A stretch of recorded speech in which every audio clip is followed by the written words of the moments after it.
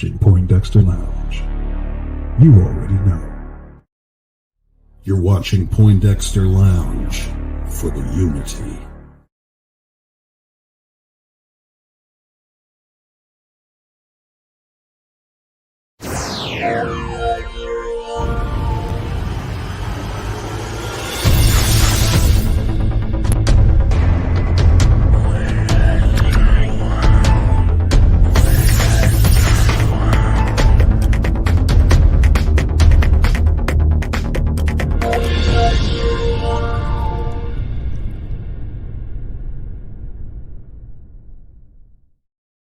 What's up, nerd family? Welcome once again to the Poindexter Lounge. My name is Enosh, aka Enosh Fett, and it is good to have you with me in the lounge today. Today is going to be a very, very special day. But hey, if this is your first time to the lounge, just know that the Poindexter Lounge is a place for nerds. It's a place where you and me and my crew can get together and talk about the things that we love. Things like TV shows, movies, games, sci-fi, fantasy, comic books, superheroes, toys, and so much more. And we have great conversations with so many amazing people here every once in a while. And tonight is going to be that. So if this is your first time to the lounge, just sit back, relax, have a nice beverage. We're going to have a good discussion tonight, and we're going to have some fun. But hey, if you haven't already, please hit that subscribe button as well as that notification bell, and give us a thumbs up. All right. Let us know that you're digging what we do around here. Real quick, I do want to say thank you to all of our supporters here at the channel. You guys are amazing. Whether you're a patron supporter or you're a member of the channel, you guys make days like today possible by your support, and everyone who gives super chats and everything. I can't ever tell you how humbling it is for me and my family to know that you guys support the channel and that you guys love this community, because we love this community as well. That being said, tonight is a very special night. What started as a person coming into our chat and just talking with us and having fun has turned now into this evening. And of course, I mean, we're going to be talking to Wayne T. Carr, who played John Stewart in Zack Snyder's Justice League. Gosh darn it, release that footage. All right, we're going to talk to it. We're going to talk to him right now. We're not going to waste any more time. We're going to bring him in. Ladies and gentlemen, welcome to the lounge with me, Mr. Wayne T. Carr. How you doing, Wayne? I'm so good, man. How are you? I'm excellent, man. I'm so excited to have you, man. From the first moment that I saw your pictures get released and heard about you, man, and stuff, I'm like, this guy is cool. This guy, I want to talk to him. I even got kind of called on the carpet because, you know, I did some research on you and saw kind of where you came from, knew where you came from. And I made a comment one night in the stream, and I said, man, he would have been awesome as Green Lanterns. And somebody who will remain nameless said, well, how do you know? You haven't seen him anything. I'm like, dude, just look at it. Like the guy looks cool, man. He's John Stewart, man. And given his background and given what I know about him and Zack and Ray and everybody, I'm like, come on, this guy is awesome. So it's good to have you, man. Good to have you. I could have trolled everybody and just brought out my John Stewart action figure. One of my John Stewart action figures, just said, we're just going to have a conversation like this. You know, I could have just had your audio, and that would have been fun. You could have done that. You would have pissed off a lot of people. Right? I probably would have. You're probably right. You're probably right.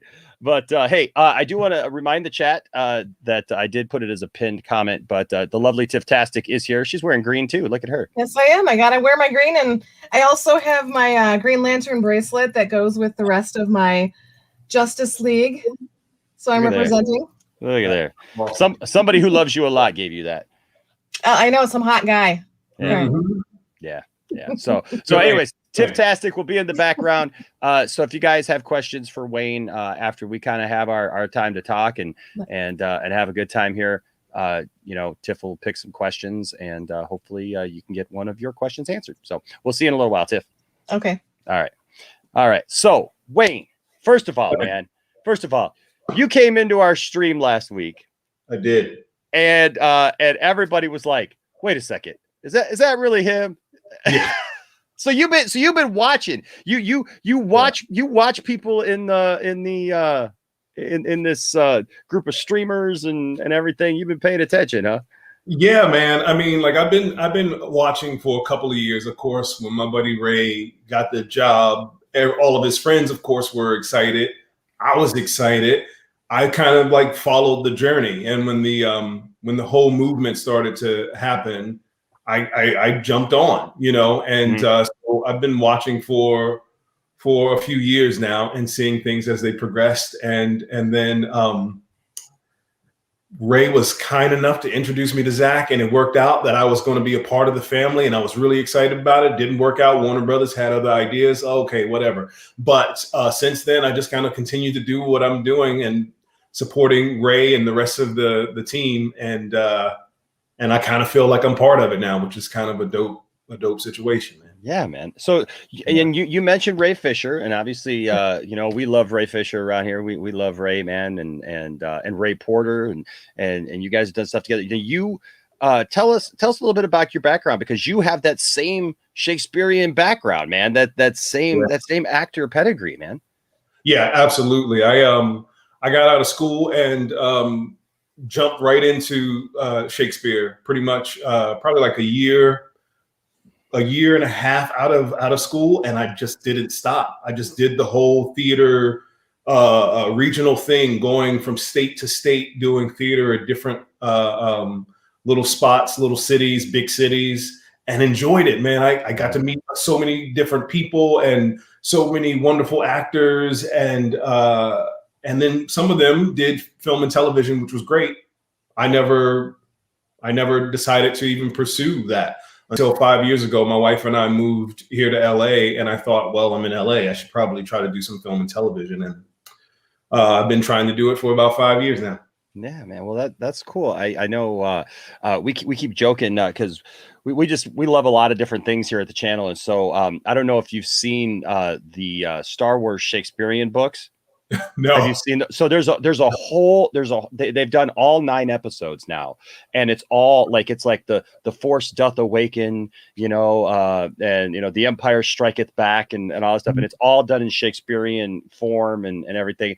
And I've been joking around and saying, what we need to do is we need to get a night where we get Ray Fisher, Ray Porter, and that'd be awesome to get you and like a couple of others, man, and we just pick some characters and we all just have the stuff and we do it, man.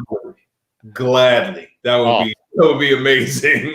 I just think it'd be so much fun, man, because I just dig that, like I here where I'm at, I'm in Michigan, just outside of Flint, and there's a big park right near where I grew up. I mean, it's the park that I played baseball in and everything. There's this huge pavilion, and they did Shakespeare in the Park every summer.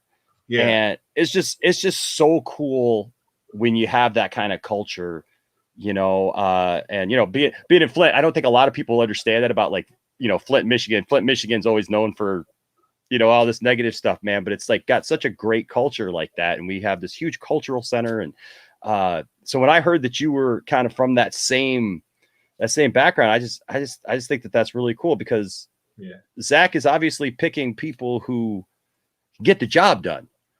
Yeah,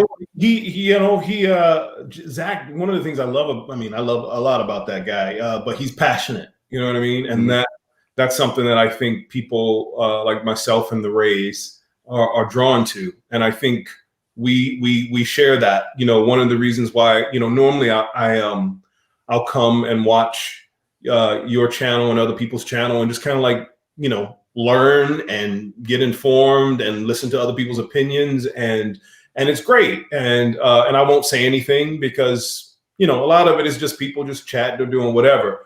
But in that session that you were having, I was just a little bit, I got passionate about this person kind of like attacking you or saying certain things. And I was just like, you are one of the most positive, wonderful, you deliver a wonderful energy, and you keep it out there. You have an optimism about you that I respect, you know what I mean? And that's exactly right up in the line with the Rays and with the Zacks.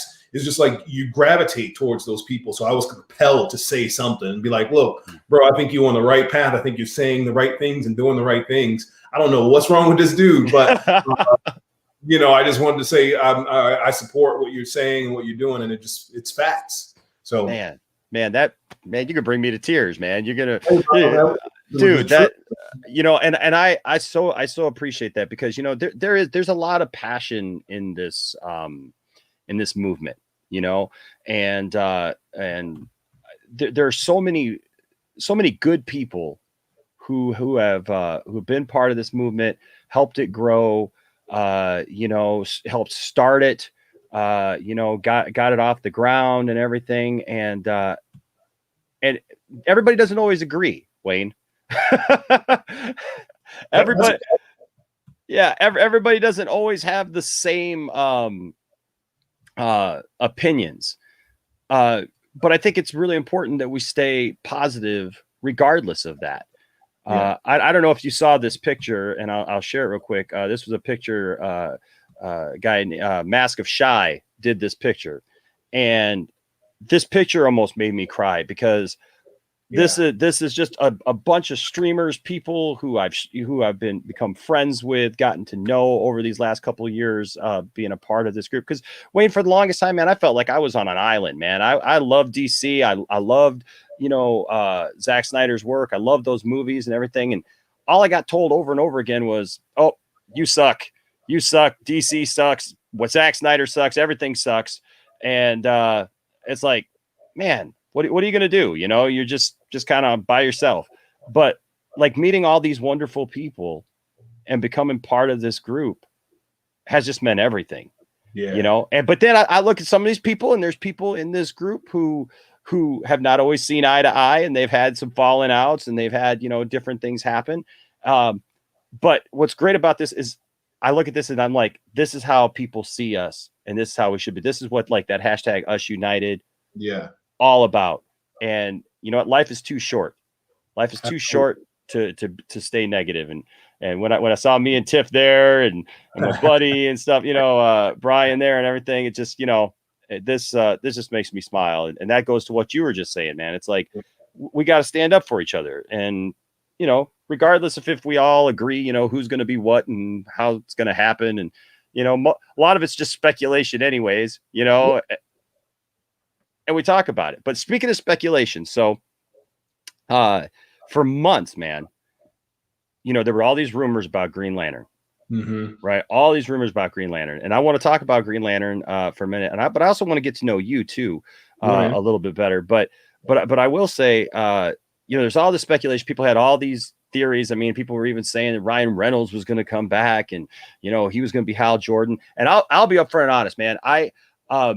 I was late to the game when it came to John Stewart, right? Like, Hal Jordan was my guy growing up, because I grew up with the Super Friends and all that stuff, you know, but like, John Stewart as a character really jumped on the scene and really became a whole generation's Green Lantern.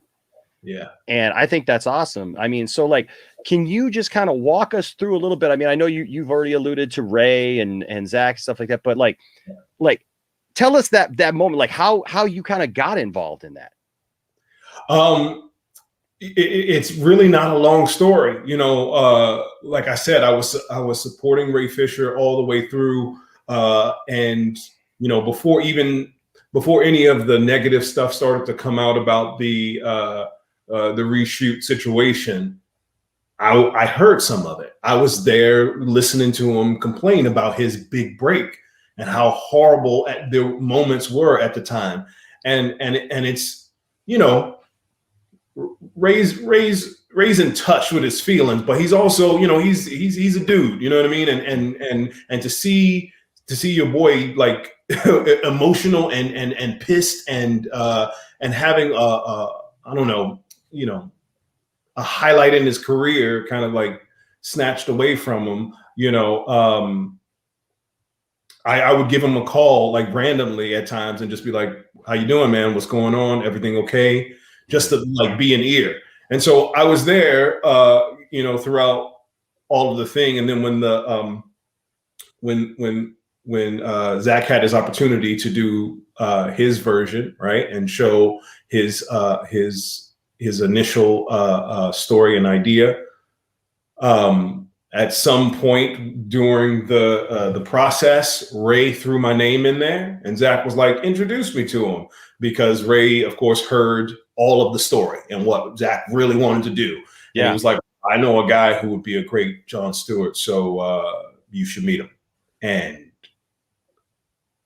it just happened randomly, man, over the summer. Last summer, cool. It was just so crazy. And we talked a little bit, and then I don't know what clicked for Zack or what made it work for him. I don't have much of a film and television resume, but we chopped it up, and it was just a good vibe. And he was like, okay, let's do this. And he knew from the jump, because he had never seen me do anything. He said, okay, I'm doing this thing. I wasn't supposed to do this thing because they were like, don't do that thing. And then I don't know you, and et cetera, et cetera, et cetera. Yeah. This is going to be done in my driveway, and all this stuff. And so from the jump, he was like, this may not make it in the movie, but let's see what we do. We kept working 4 hours in his driveway, having a good time on one page of dialogue that he changed along the way. We shot it. I think it was like a day or two later, and he was like, I'm putting this in the movie. And I was like, what? Are you serious? That is amazing. And so I go home, and I'm just like, I'm going to be in a Zack Snyder. I can't believe. And Ray is ecstatic, of course, right? He's just excited that he gets to talk to someone about this experience. And sure, he gave me advice on basically how to fly, and what he during that process, which was super great. And yeah, so when it didn't happen, it kind of it stung a little bit, but the process was amazing. Man, I want to bring this up. Black Wolf Inc. here with a $5 super chat says, appreciate seeing a brother, excuse me, let me get that right. Brother, finally cast as the Green Lantern I grew up with on the Justice League cartoon, #restore the Snyderverse batches. Man, I think a lot of people feel this way, Wayne, just because, what I think is awesome about what Zack's doing is bringing things and characters and storylines and people into this story that normally have not been a part of the story or have not been done yet. We haven't seen. I mean, look, man, whatever happens going forward, we all know you're that first live action John Stewart, right? And I just I appreciate the fact I appreciate what your story there, because there's a lot of people who feel like they're entitled to something, or because they know somebody, they feel like where's my time, and people kind of angle for stuff. But I think the important thing is hey, when you get your chance, grab it by the horns and do it, man. And yeah, and I see that with you, that you got this awesome opportunity, and that's the best, man. Isn't that the best when just something happens? It's totally out of your control. It just happens, and one day you just wake up and you're there. Yeah, man, absolutely. You got to be ready. You know what I mean? Now, opportunity. Yeah. Now, speaking of that, so we'll get back to some Green Lantern stuff, but you in your personal life, you've had this Shakespearean background. You've acted and everything, but you're a teacher. Yes. So tell me a little bit about that, because you're a real hero. You're a real superhero in real life, man. Out there doing the job. My heart goes out to teachers, man. I'll tell you what, because that's a thankless job sometimes. So tell us a little bit about that and how you got into that. Yeah, man. Well, I'm not teaching, English or algebra or anything like that. I'm teaching something that it requires creativity, and not that English doesn't, but I'm passionate about it. I really, really enjoy it. It's not about the money that I'm receiving from it. I'm helping younger people find their passion and find what moves them and helps them, whether they become an actor or a teacher or a politician, because that's what happens with theater majors. Everybody doesn't become an actor. People go out and they do all kinds of things, start their own business, etc. But there are elements that you learn within the theater acting realm that can help you with whatever you do. Mm-hmm. And so that's kind of like, my teaching philosophy is like, no matter what you do in your life, you're going to take these tools and use it to the best of your ability with whatever it is you do. And sometimes that's just, that's just being in a relationship, And one of the major elements of acting is like listening. Just shut your mouth and listen to your partner. And that can be helpful anywhere. You know what I mean? Like, so I fell in love with like just helping people. And that's kind of my thing in general. It's been for a while as an artist. I started, of course, like a lot of other people in acting. It was therapeutic for myself. It helped me. I felt better to like cry. I remember in school, I told a professor one time, I was like, man, that was amazing. He was like, why? And I said, I haven't cried in 2 years. And it was true. Like 2 years. I remember like, I'd gone to funerals. I had, like breakups, but I hadn't cried, right? And so, anyway, it was it was a crazy experience. So once I got past my selfish stage, and I realized that I love to tell stories. I love to help people tell stories. I love to help teach people tell stories, because they're, I truly believe I'm helping the young artists who are going to change the industry. I'm helping the young artists who are going to change the world and who will teach the next generation. So it's kind of a cool situation to be in. And man, I can't say enough about it. I can go on and on about teaching, but it's just something that I'm passionate about. There is really something, man, about working with people, working with young people. One of my first jobs in the church was I was a director of worship arts. So I headed up not just the music teams and stuff, but like we did all these, crazy, videos and skits and dramas and, and all this stuff. And it's like working with some of these people. It's really cool because like years later, I had some of these kids, like, cause at first I would have like these kids, like 16, 17, 18 years old, and they'd go off to college, they come back and everything. One day, this kid just texted me out of nowhere, and he was just like, Enosh, I want to thank you for giving me the opportunities that you gave me and for the things that you taught me, musically and, with being able to use my talents and things like that. And he's like, now, he was going off and he was, trying to do, music somewhere else. I think it's very important when people who have gifts and talents give back like that and help other people, bring other people up, regardless of what it is. But like you said, whether it's in, the arts, acting, doing things like that, whether it is, academically, whatever those things are, really helping. And I guess for me, like I've worked a lot in the past with like the Boys and Girls Club here in this area, and being around people in the Boys and Girls Club and being around those kids and you get a sense of people just need to be inspired to do what it is that they're going to do in life. I heard you talk about in another interview, and I found it really, really great, because everybody's kind of pattern is you grow up, you graduate high school, you go to college. Yeah. Right. And I heard you talking about, like find your passion, do what that is.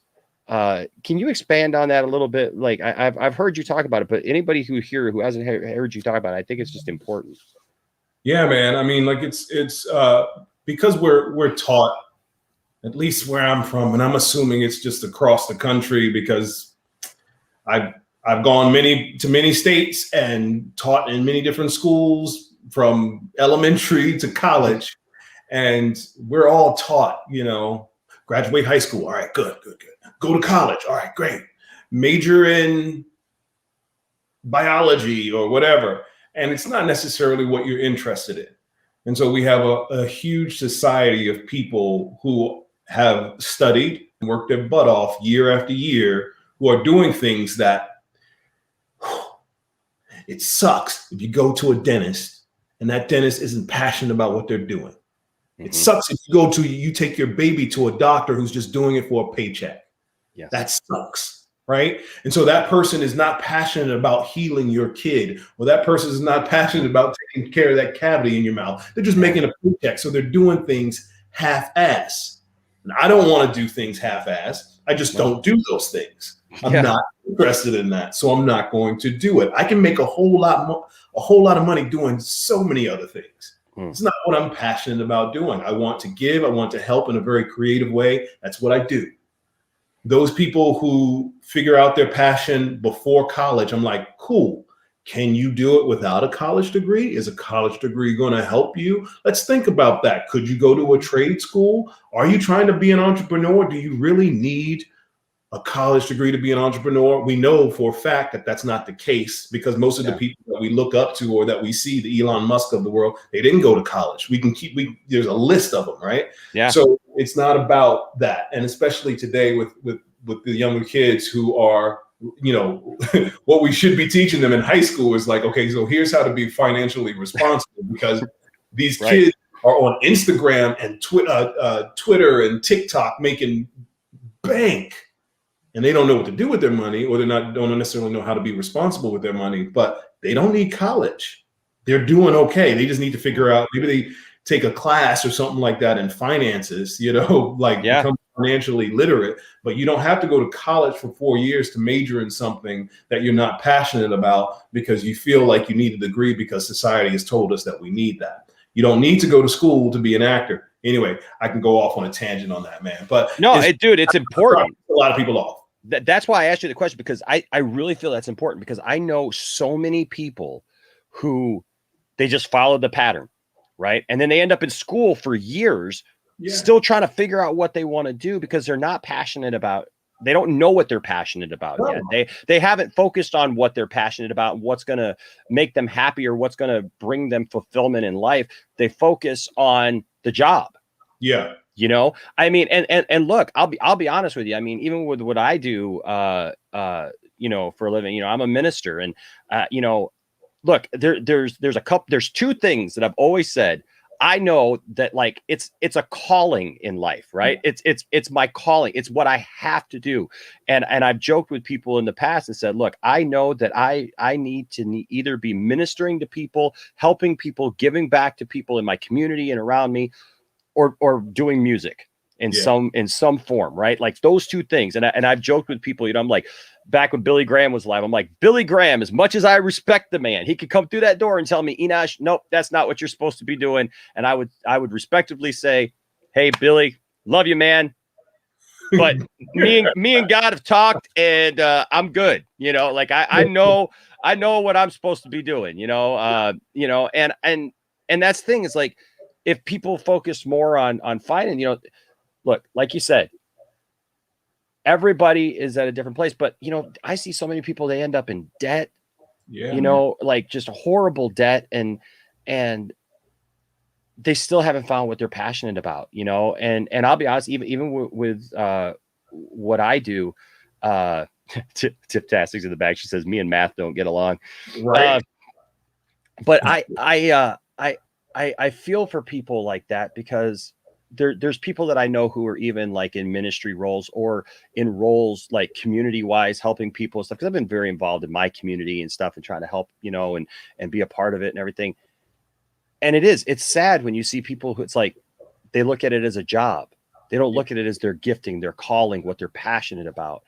And dude, that is such a strong word, I think, for this world, and for people to understand the difference between seeking a career and really following your passions.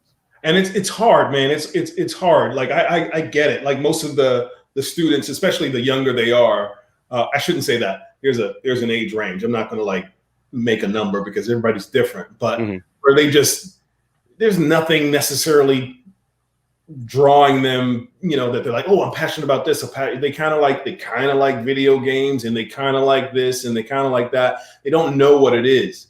I think it is a sin for parents to tell their kids to go to college and pay this amount of money, especially if the parents aren't just like doing it for them, if they don't have that money and they like take out student loans. Yep.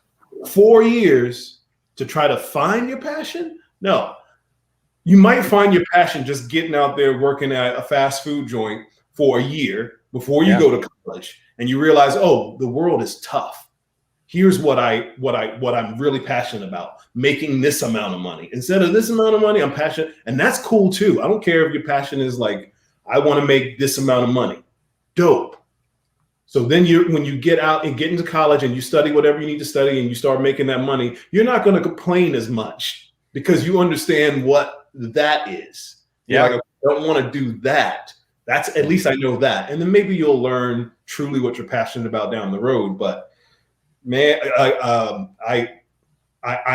I was in charge of education, I would say it's mandatory, unless you know what you're passionate about, take a year off. You graduate high school, you take a year off. Yeah. Success should not be measured by how much money you're making. No.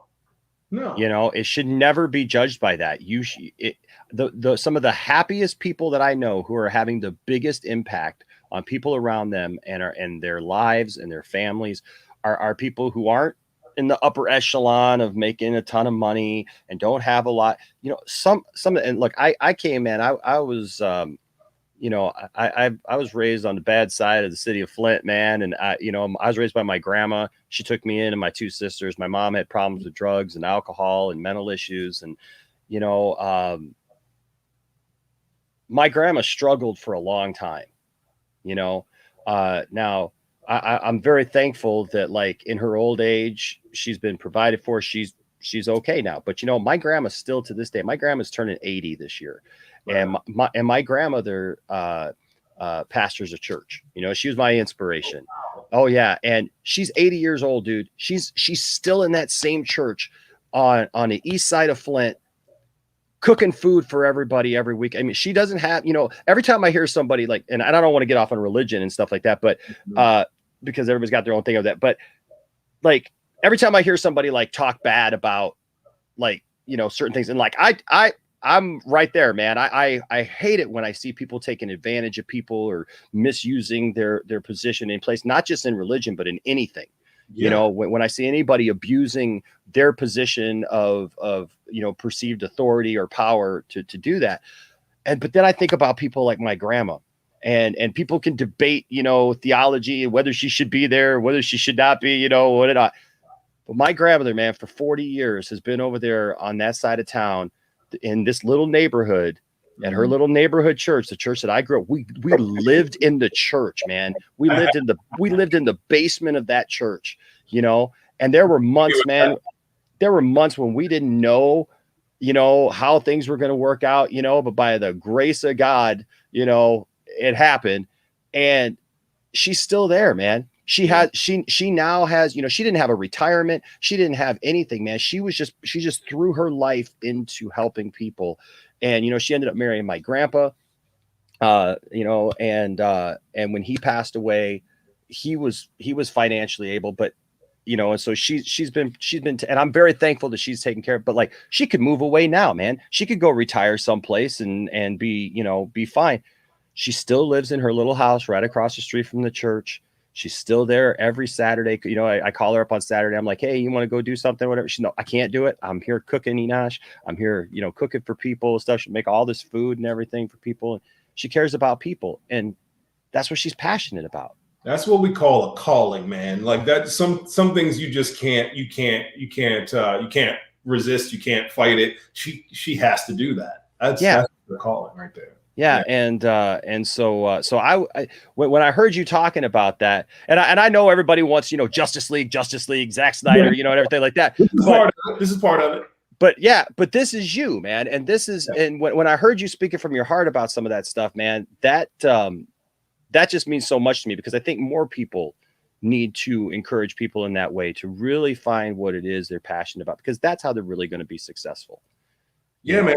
That's the thing, you know, that I would say to all of your viewers, the people who are watching, all of the DC fans, all of, you know, the fans of any art. Your passion is, you know, nobody can take that away from you. You love what you love. How awesome is it that you found other people within this world that you're passionate about that feel that same way? You all might disagree on certain things or how to approach things or whatever, but you're all working for the same common, you know, common thing.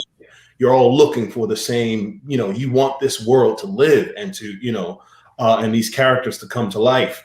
It is a beautiful thing to be a part of that in just a little way and feel like, okay, I am within a world of people who are from all different. You know, I was on a show last week, and I was like, "Where are you guys from?"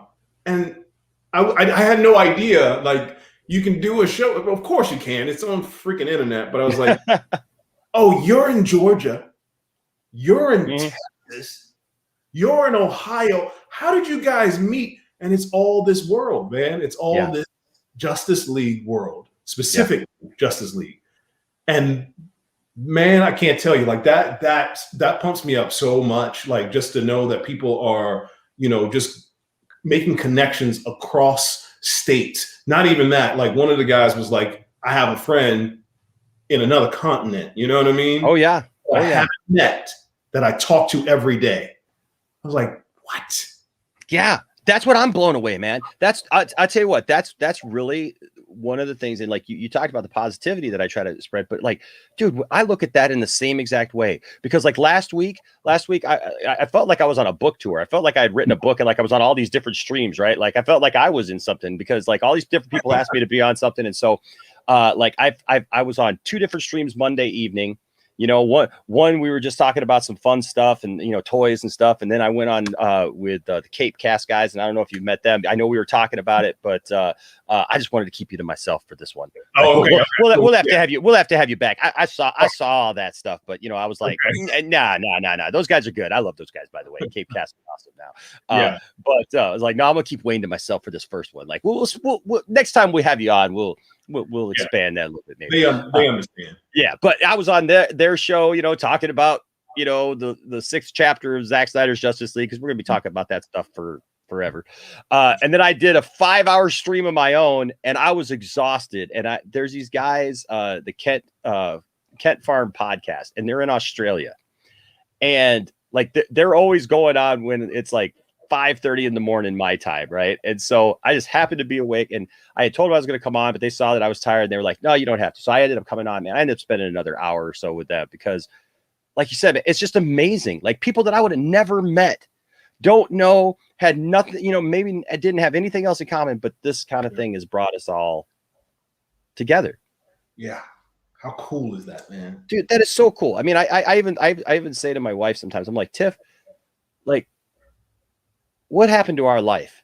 Like a year and a half ago, we were just like, we were just sitting on our couch doing, like, you know, trailer reaction reviews with me and my kids and my wife. And it's like, now I'm talking to Wayne. I'm talking to Ray, you know, Porter. I'm talking to Ray Fisher. You know, a couple weeks ago, I talked to Batista. I mean, I talked to freaking Batista, man. Like, you know, like what in the world? What is going on? You know? But like you said, it's like you get opportunity and you just go with it. And that's just what I've learned, man, is hey, so like when Wayne T. Carr is in my stream and is like, "Hey man, what's up? You want to talk?" And I'm like, "Heck yeah, I want to talk. Let's do this. Let's do this." Zod Rider here with a $20 super chat says, "Wayne, listening to you passionately tell your story clearly displays that you embody John Stewart in the most all-encompassing ways. As a former Shakespearean actor myself, stage actor myself, I appreciate your infectious positivity." How does that make you feel when people are telling you that? I mean, we haven't even seen your performance, but we can tell just listening to you, man. How does that make you feel? Well, Zod, thank you for that, brother. That's awesome, man. I mean, like, you can't, you know, like anytime you get any positive feedback, especially from people who are in the world, you know, as far as like, you know, whether it's a fan or an actor as well, like you can't get a better compliment than that. I mean, it's awesome. And hopefully one day you will be able to see me as a Green Lantern. That would be amazing. But if not, you'll see me in something else. So absolutely. And that's what I'm glad for, Wayne, is to be able to be introduced to you this way. Yeah. You know what I mean? Because now, look, we're going to be paying attention, man. Wait, look, you got our attention now. And if you learned anything probably from this fandom is, man, once we zero in on somebody, buddy, it's yours. Awesome. You're ours for life. You're ours for life. I love what Rhea says here. She had a $4.99 super chat. Thank you, Rhea. She says, your work will not be in vain. Positive masculinity and emotional intelligence are the true signs of heroes. Take your place among the brave ones. Right on, Rhea. You know, I hear so many people rant on about, you know, toxic masculinity, and they're, you know, and they just ask that, like, that's just being a man, like just being a man, you know, like all these people, why are you coming at me negative? You know, just acting like just being a man is bad. I love this statement here, positive masculinity. Yeah. So dude, you're getting ready to have a baby. Yeah, man. And just that smile right there, man. Okay. So I know how I felt when I found out I was going to be a dad. I was raised without my dad's name is Wayne. What? Yeah, Nice. man. My dad's name is Wayne. And actually one of my best friends growing up, his name was Michael Carr. So, oh my God. Yeah, man. So, I grew up without my dad in my life. I actually reconnected with my dad when I was about 26 years old. I have two sisters and a brother. They all live out in like the Seattle area, and didn't grow up with them. It's amazing though, the traits that I've actually kept from that family. Like I'm definitely a part of that family. And I finally got to meet my dad and really sit down and talk with my dad for the first time when I was like 29 years old. I got to play catch with my dad for the first time when I was 35. Yeah, I've got that video somewhere around here. But anyways, it's when I found out I was going to be a dad and that I was going to have a son, especially like that, it really did something to me, because I realized I was going to have an opportunity to give this child something that I didn't have. Now I don't know your background or whatever, but how are you feeling right now, man? You're like in that last little bit, man. And just tell me about that importance to you. I mean, you know, it's my world right now. Like it's everything every other thing that I think about, every other thought is her. I'm going to have a little girl in a few weeks. And yeah, it's the best role that I've ever been offered. And that's saying a lot when Zack Snyder is casting. I mean, like, so, you know, I hope he doesn't take offense to that, but yeah, this is my favorite role. And she's not even here yet. So yeah, man. I take that role so seriously. I mean, I have two stepsons too, and I just look at them as my sons. I mean, they're all mine. And you know, and when Tiffany and I got married, you know, that was our thing. It was like, there are no steps in this family. It's just us, right? This is our family. This is who we are. And I think that last statement that Rhea made, you know, about positive masculinity, you know, the role of fathers in their children's lives is so important.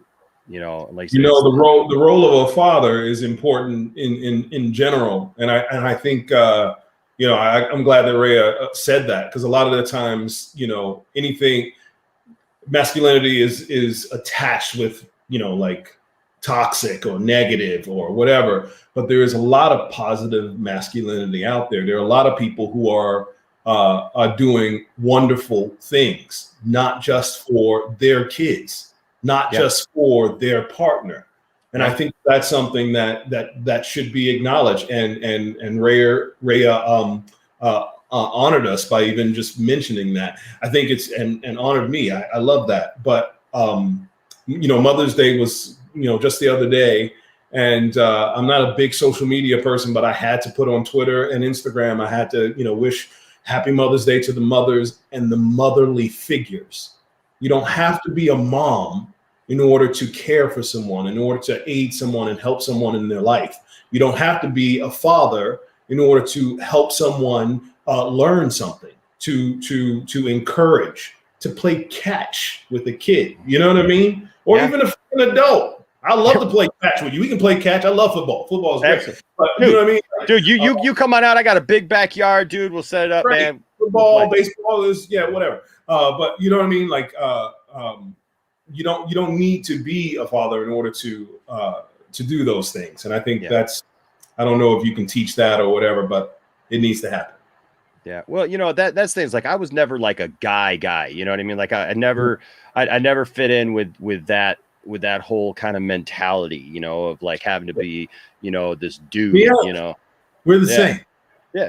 And it's probably because I was raised by women, right? Like I was raised by my grandma. So I definitely relate to what you say there because, like my grandma, I look at my grandmother as that motherly figure, she is it for me. She's my world. I love that woman, with all my heart. And, I'm very thankful for that. And I'm thankful that she raised me in a way to be respectful of everybody, and to not just be a guy, that like, that is threatened. There's too many times I think that men are threatened, with their masculinity. They act like if they show their emotion, like, like you were talking about, like I realized, man, I'm relating so much to what you're saying, dude. Because when you were talking about like you hadn't cried in a couple of years, right? Mm-hmm. Like there was a time just a couple of years ago, I had the exact same experience, and I got really sad about something that happened, and I busted out crying, and I looked at Tiffany and I said, I just realized I haven't cried in so long, and I'm not trying to get all emotional here, for everybody in the chat or whatever, but it's an interesting thing because I think sometimes we take so much upon ourselves, as trying to provide for our families or whatever. And I get it, both Tiffany and I work, we're both in this together. Yeah. But there is that responsibility that I think that we feel to, and we should feel to provide for others and to be those people, like you said, to people in our lives and our communities and different things. And you can't just always internalize that. Yeah. No, you can't. I mean, like it's to me, men and women, we have to live on both ends of the spectrum. There are times when you need to be tough, whether it's for your partner or a friend or your child or anybody, right? Like you need to be strong, and you crying isn't going to help that person at that moment. Yeah. But then there's a time when like letting it loose and letting it go is on male or female, where it's helpful. Either you're teaching a younger person or you're teaching another dude. You know what I mean? Like, look, bro, I care about you. Like, this is how much I care about you, right? Like, I'm here with you. So I think, growing up, being the kind of person that I was, and then not sharing my emotions in the form of tears, was just me living on one end of the spectrum a little too much. And that's where that toxic masculinity can come from. That's where that, no emotion, kind of like tough guy or whatever. Like that's all well and good. And there are times when I can be tough when I need to be. And there are times when I can be emotional because I'm feeling a certain kind of way. And I'm okay with that. Yeah. It doesn't mean you have to be a pushover. No. Yeah, absolutely not. It doesn't mean that you have to just like lay down and be taken advantage of, I mean, there comes a time where you have to stand up for what is right, and we talk about this like superhero world, right?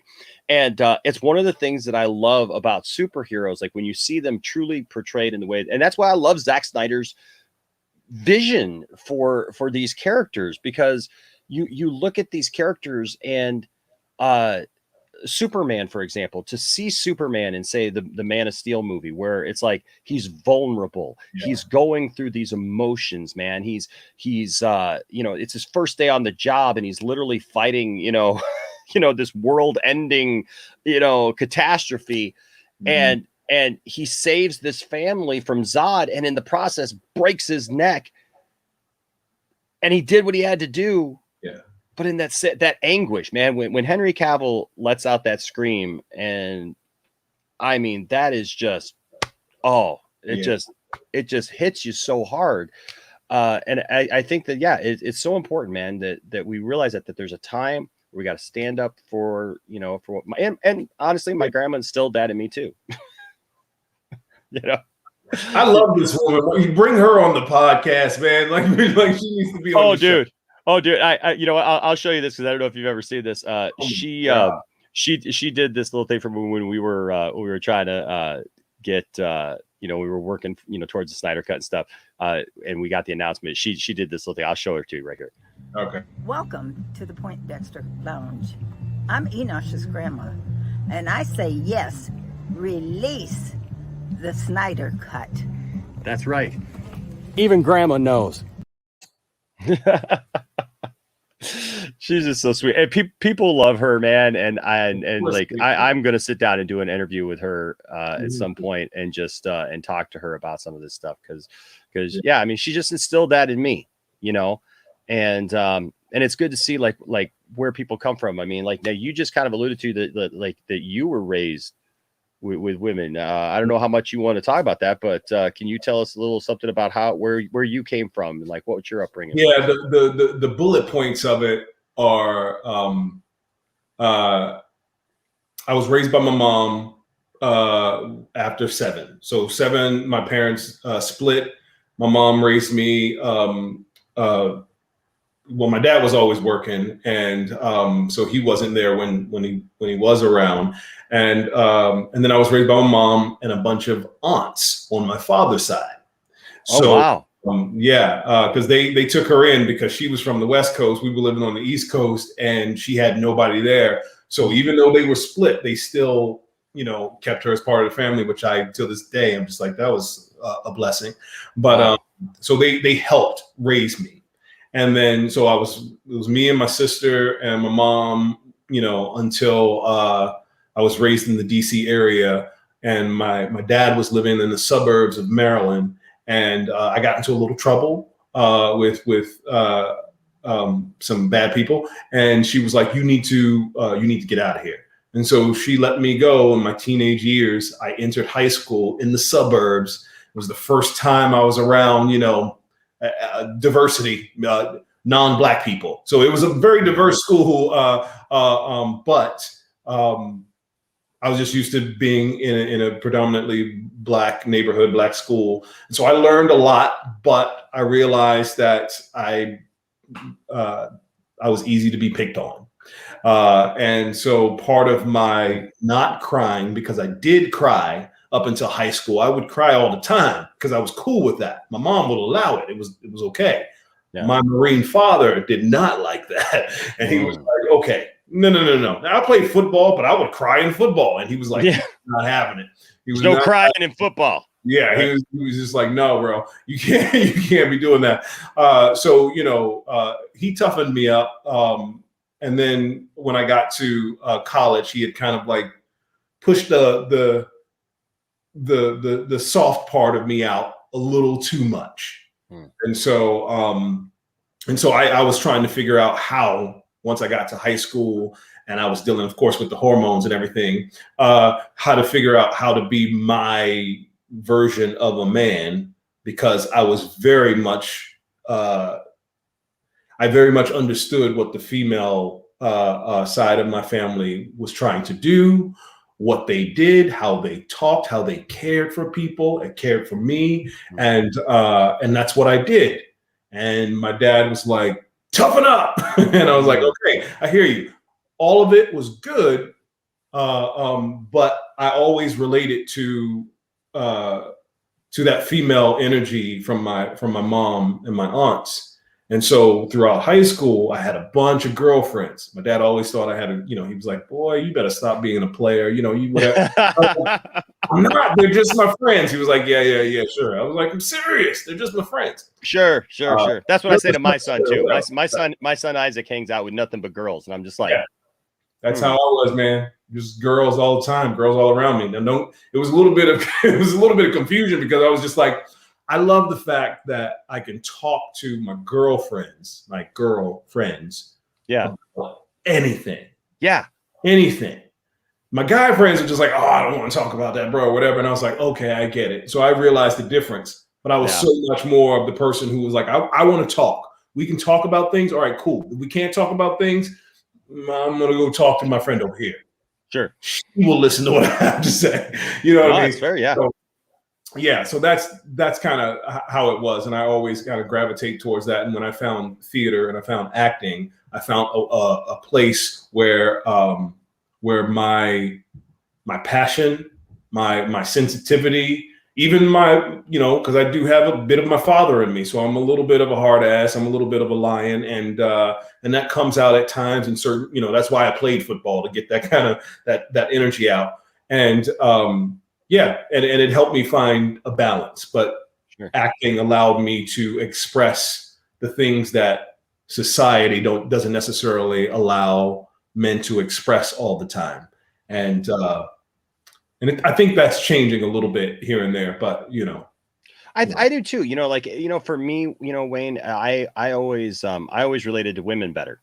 I always related to women better. Like whether it was jobs that I had, I always got along with the ladies much better than I did with the men. And for a long time, I'll be honest with you, like I had a real insecurity when I would get like in groups of men.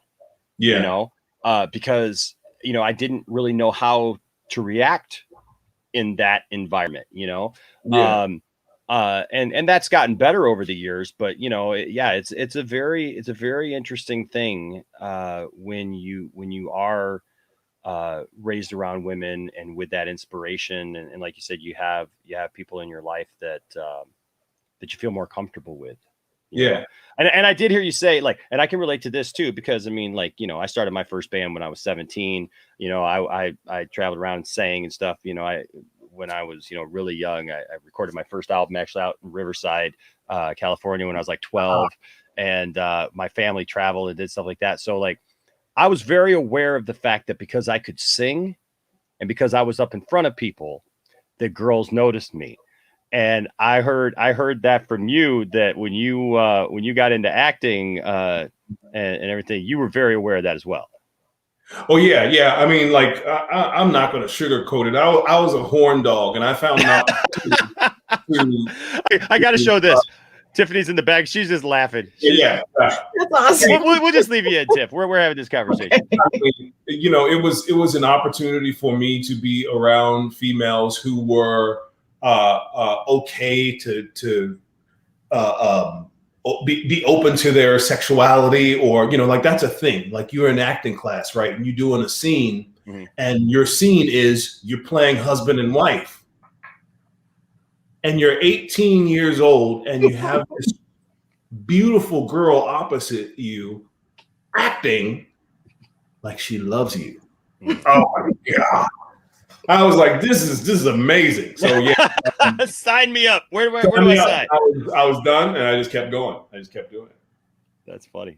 I was in theater in high school too, and it brings out different emotions and makes you question a lot of things when you're younger too. You're like, was that acting for real? I don't know. Yeah, that's when you're young. Now, as you get older and you learn about things, that's acting. Right, that's acting. Sometimes it still can be a little, tough to kind of like let things go, but yeah. And how is that? I mean, as an actor, right? Because like, because like I said, Tiffany and I, like Tiffany said, we've done some acting, we've done some things, whatever. But like when you're in that position where like you're having to do that and interact with somebody, I mean, I think that's a question that a lot of people have, because you hear all these stories, like even in Hollywood, right? That it's like, two actors, they get together on a set, and passions flare up, and all of a sudden people are getting divorced and people are, like finding new relationships. It's like, whoa, hold on a second. What's the line here?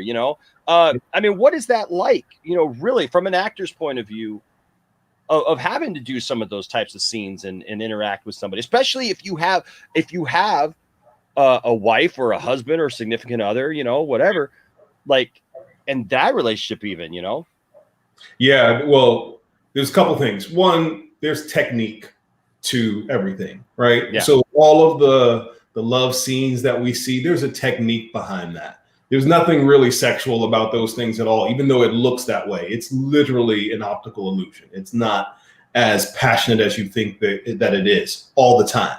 Sometimes it gets that way because you have two actors who are like, okay, I'm serious. I want this to look real. So they make it real, but you don't have to do that. Mm-hmm. And then my philosophy when it comes to acting is, I guess I can call it my philosophy, is it's not about me.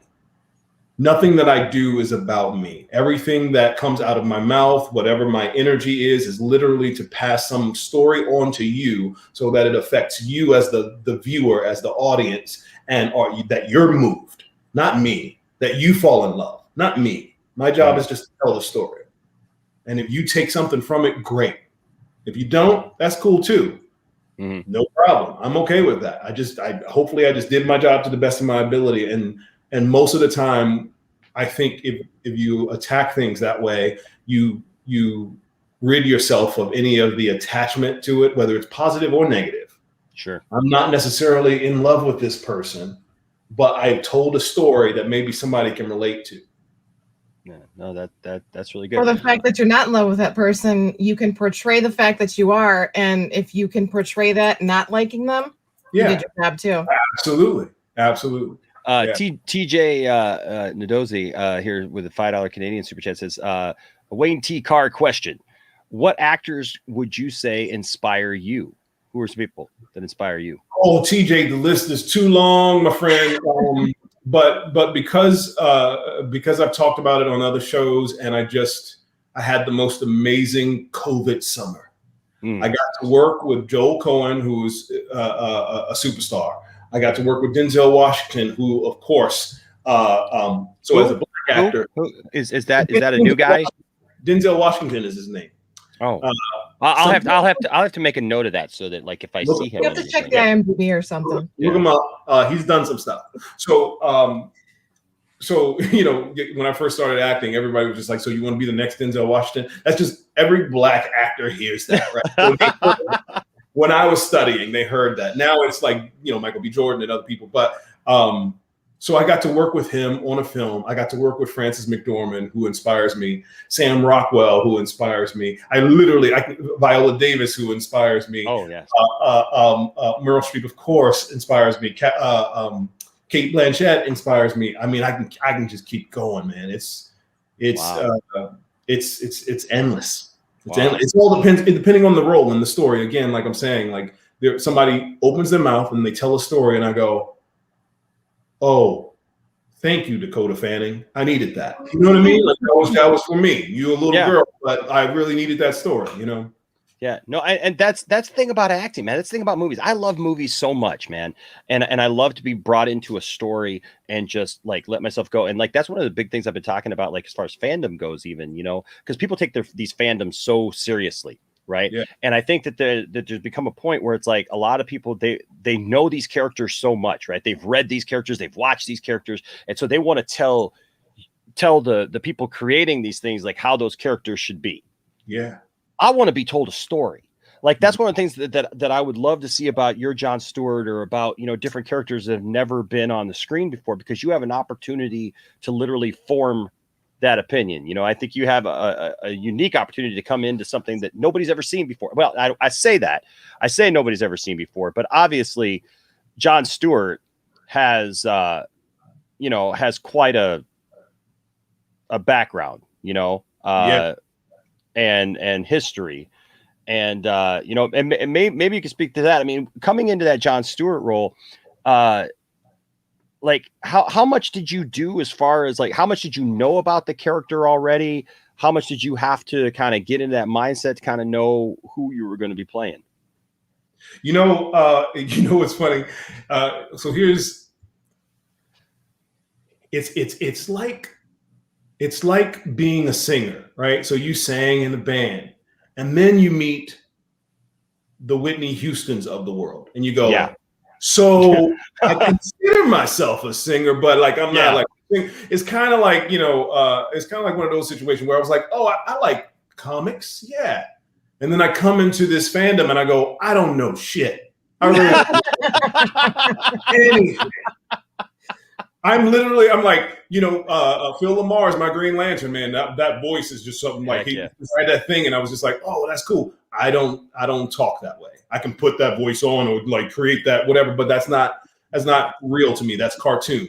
Sure. My John Stewart would have been a completely different energy, but that definitely inspired me, right? Because that's not where I was introduced to John Stewart. I was introduced to John Stewart a long time ago. I saw an old comic sitting on somebody's table. I don't know where I was, but I remember thinking, oh my God, it's a black superhero. And I was really ecstatic.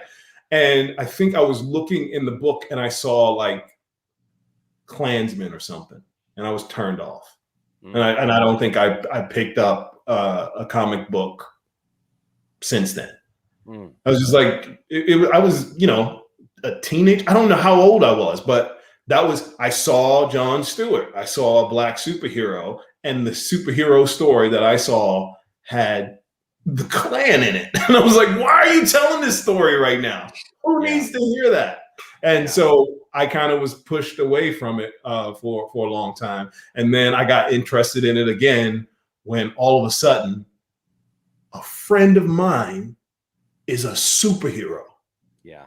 A black friend of mine is a superhero. I was like, what?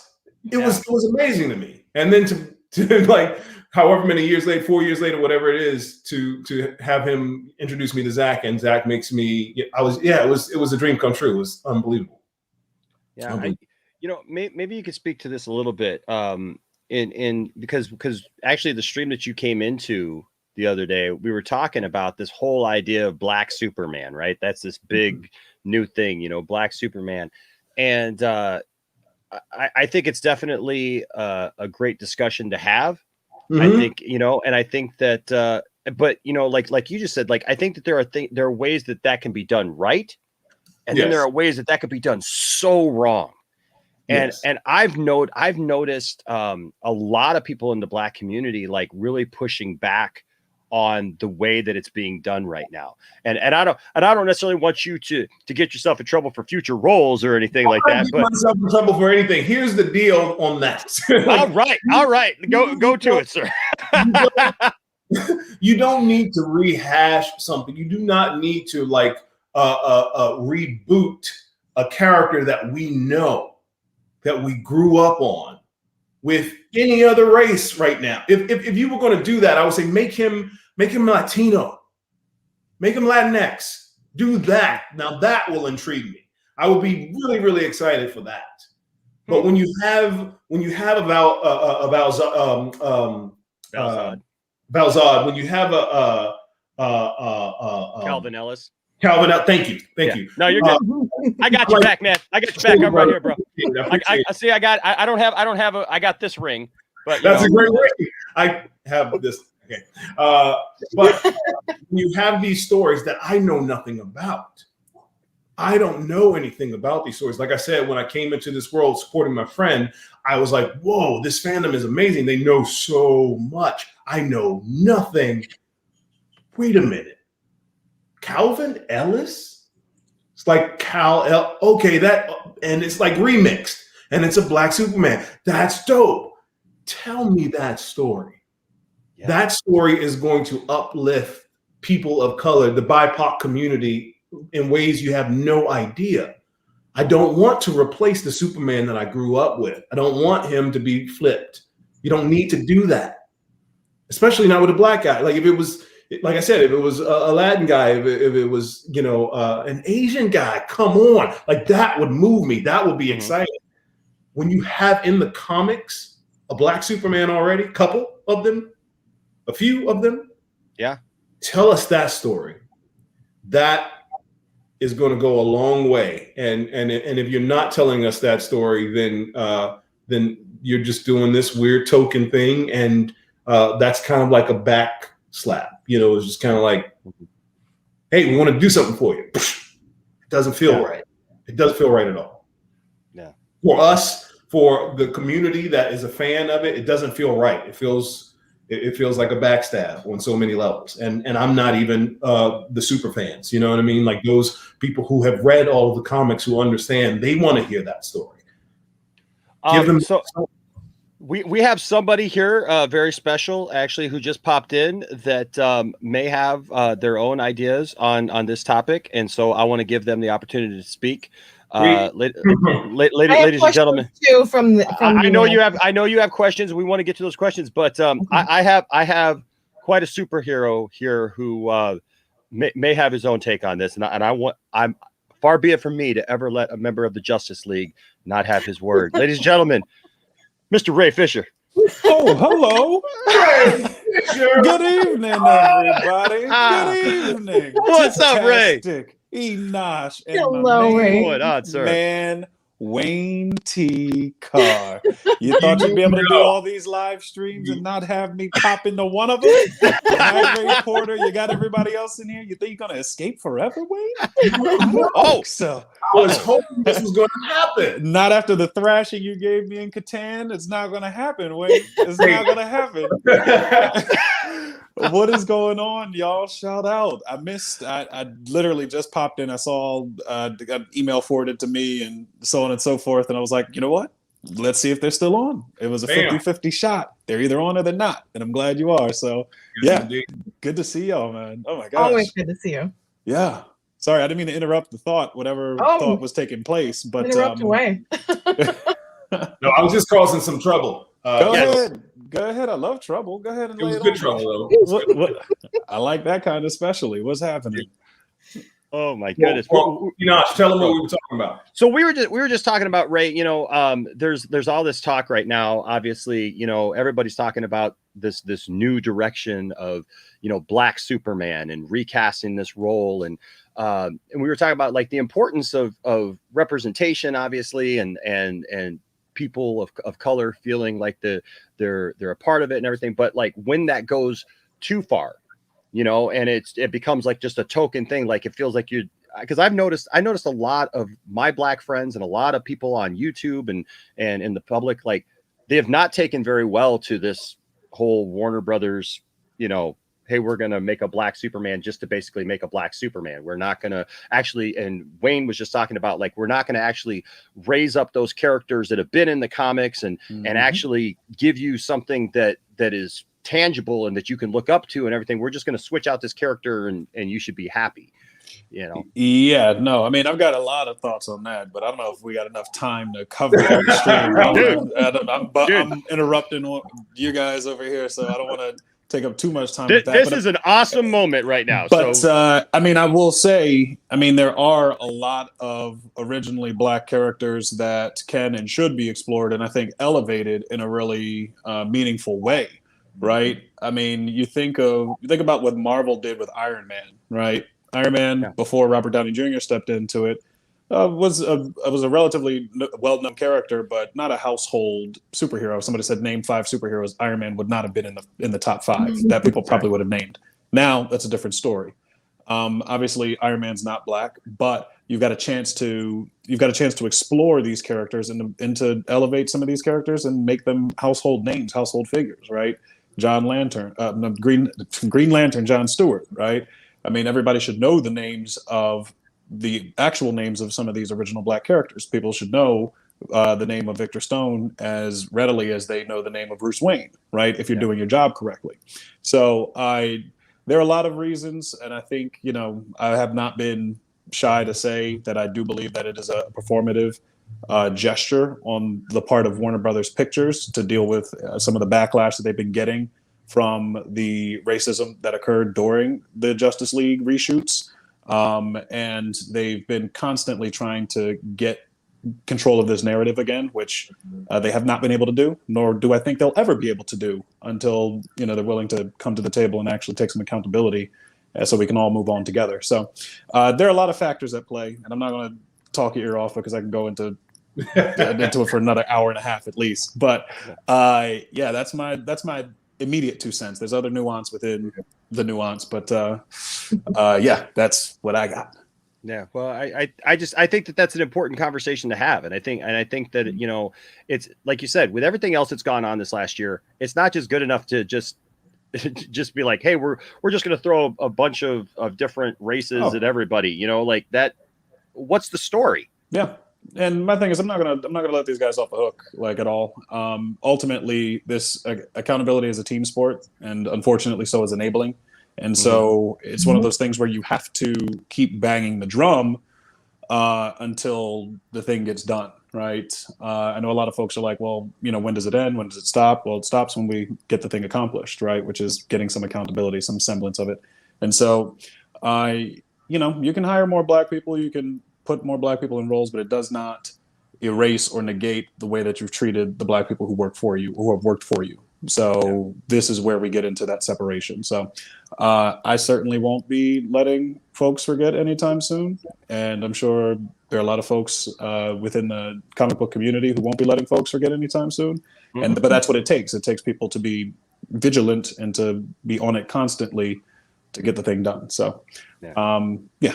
So I got to ask you, Ray. So what was it about this guy right here that you were like, hey, Zack, I know a guy, and I know you need a Green Lantern. I know you need somebody to step up and do this role.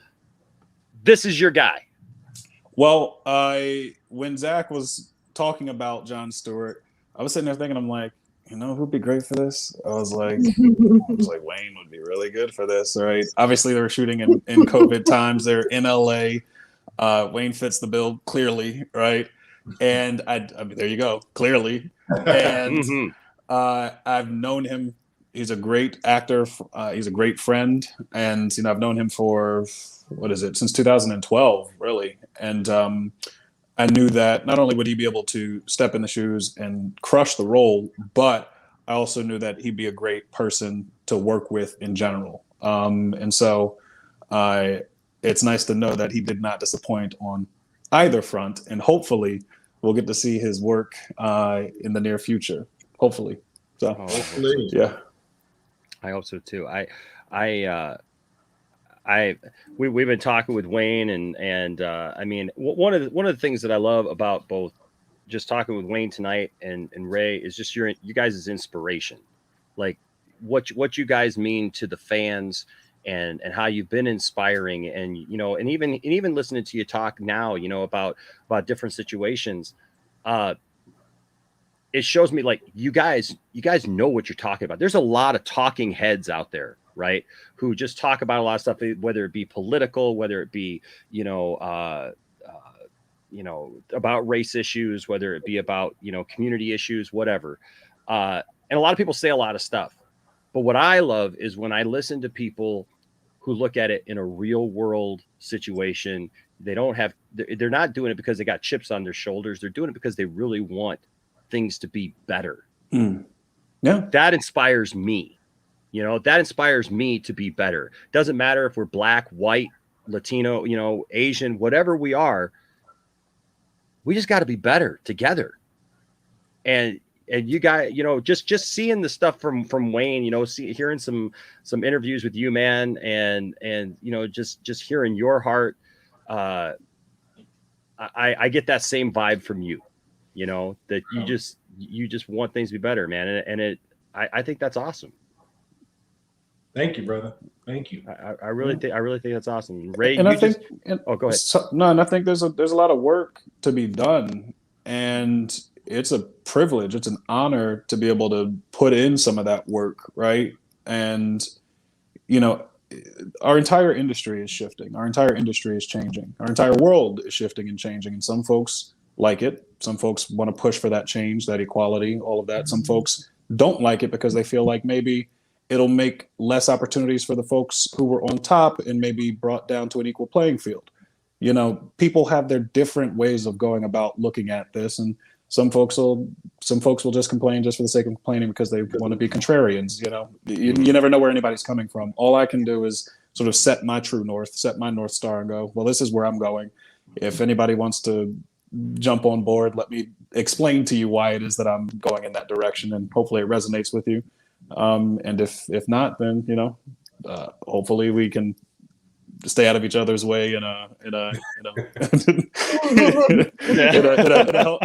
helpful way. But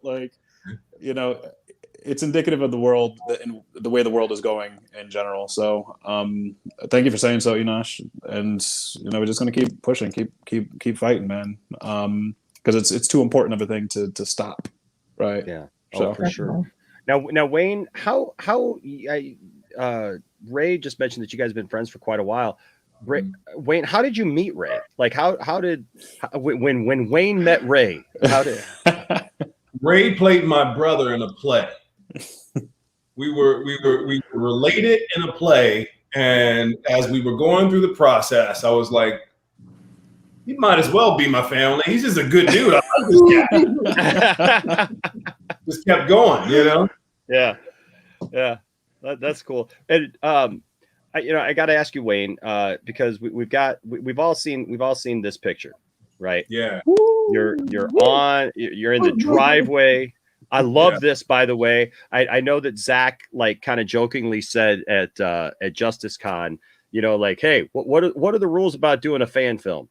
Like what do we got to do, man? I don't know, man. I don't know if the fans come together, man. We'll do a GoFundMe, man. We'll fund this thing ourselves. Just call it the greatest fan film ever made. I don't know. What was this like, man? I know that you said the shoot was kind of short, and that's actually your car in the background.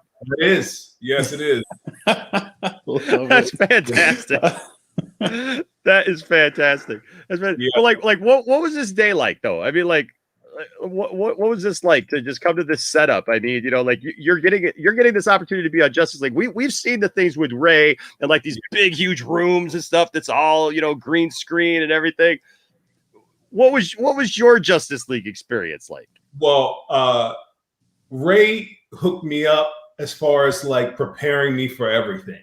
So he knew whether he talked to Zack about it or not. I'm not sure, but he knew it was going to be just a smaller version of what they dealt with. So he did the same thing. And of course, we've all seen behind the scenes, and it was huge, sound stage, green everywhere, whatever. Yeah. It was the same thing, and so I was like, all right, cool. But the experience was kind of surreal because I just didn't think it was going to truly happen. I talked to Ray, and Ray kind of has this very, well, we'll see, I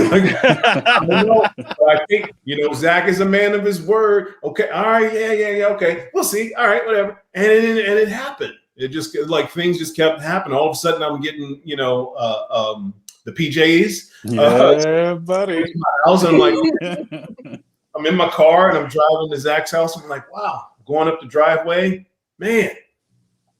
I think it was his son, Eli, who was like, he directed me where to park right next to I was like, is that going to be in the way? He's like, nah, it's fine. I was like, okay. And then from there, I go to his theater room and I'm watching a Lakers game on the big old freaking screen. I've never seen that before. I was like, wow, this is like the players actually look, to size. Like it was huge. And so yeah, it was like a dream. But we spent 4 hours there, and I had a blast. It's got to be awesome, man. And you probably didn't go as crazy from being completely surrounded by green screen, because once you're in, like, you look like you can see beyond it just a bit. But like once you're in a room that has it all over, ceiling, floor, walls, everything, you start like kind of losing yourself in this like green screen, trippy, psychedelic situation. It's that's dope, man. I saw a meme. I think it was a meme of this, and they had like Squidward from SpongeBob. You know how people like meme that thing, like Squidward looking through the blinders. I was like, that's probably one of the greatest things I've seen. I saw that. That was funny. Yeah. Now, so you guys talked about the pajamas. We've seen pictures of Ray in them. We've seen pictures of Ray Porter in them. We've seen pictures of you in them now. What does that thing feel like, man? It just looks. Oh, I don't know. Just. Yeah, I thought it was comfortable. And Ray, one of the things I think I heard Ray say something. It was in an interview back in the day. He was like, "Look, I can't complain. I got this guy, and he's in the suit, and it's like squeezing him, and he can barely move or whatever, and he's hot and whatever." So, like to me, I'm like, Ray had it easy, man. Like it's super I mean, it's tight, but it's comfortable.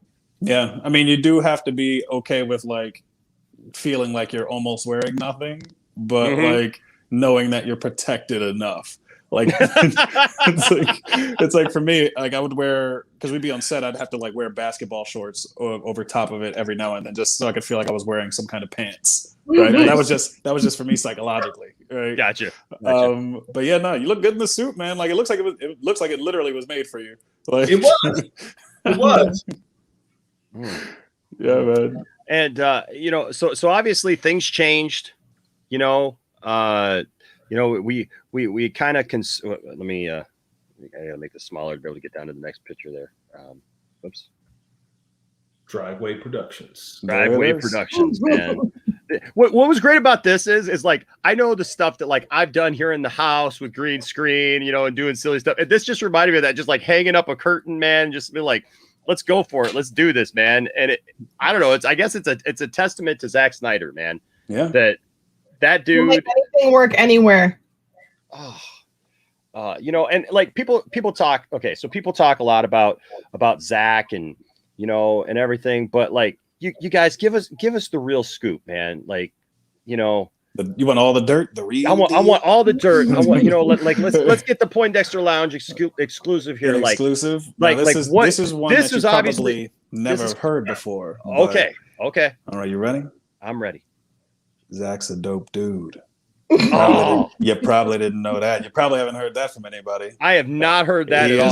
He's one of the sweetest and most collaborative and most energetic people you can be with on a set.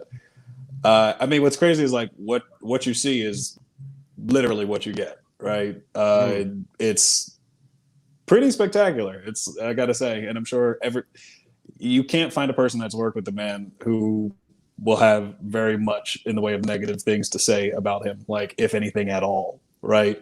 It's just different. It's just different. But I think, you know, I guess his trajectory into getting into film directing is different. You know, how he has created his team of people that he works with constantly is different. And you don't gotta, for lack of a better term, you don't gotta be an asshole to get the work done. You don't have to, right? And that's one of the things that I really admire, because it goes so counter to what I believe, or what seems to be like the stereotypical experience in Hollywood is. It's like, you got to be this guy and get it done and be this and be that and blah, blah, blah. And it's none of that. You can do great work and also create a great environment for the folks around you. So that's the only kind of environment I'm looking to be a part of, you know, for the rest of my career, right? So if I can't find that, if I can't have that, I'm good to just chill. So yeah, that's a testament to him. That's a testament to his wife Debbie, because it all comes down from the top, man. Like the entire environment comes down from the top. So, yeah. Sorry, go ahead, Wayne. No. You're right. So Wayne, I'm assuming like you're in crunch time here. You're in like this, you know, environment. What was it? Was it chill? Was it like, hey, we got to get this done? What was this like? It was like being in a driveway with a guy with a camera. Like, I mean, like he was treating it so, he was so nonchalant, you know, very chill. He would come to me, he's like, hey, if you need anything, so I'm gonna have you wait here while we finish setting up, and we're gonna do stuff and stuff. And he was just talking to me, and I was lucky enough to have my wife with me, so we would hang out in his theater and sit there and go, oh my God, he just showed us the trailer. The trailer hasn't come out yet. Matter of fact, I think you saw the trailer before I got to see it, Wayne. I was like, you saw it? It wasn't done. I said, you saw what? Yeah.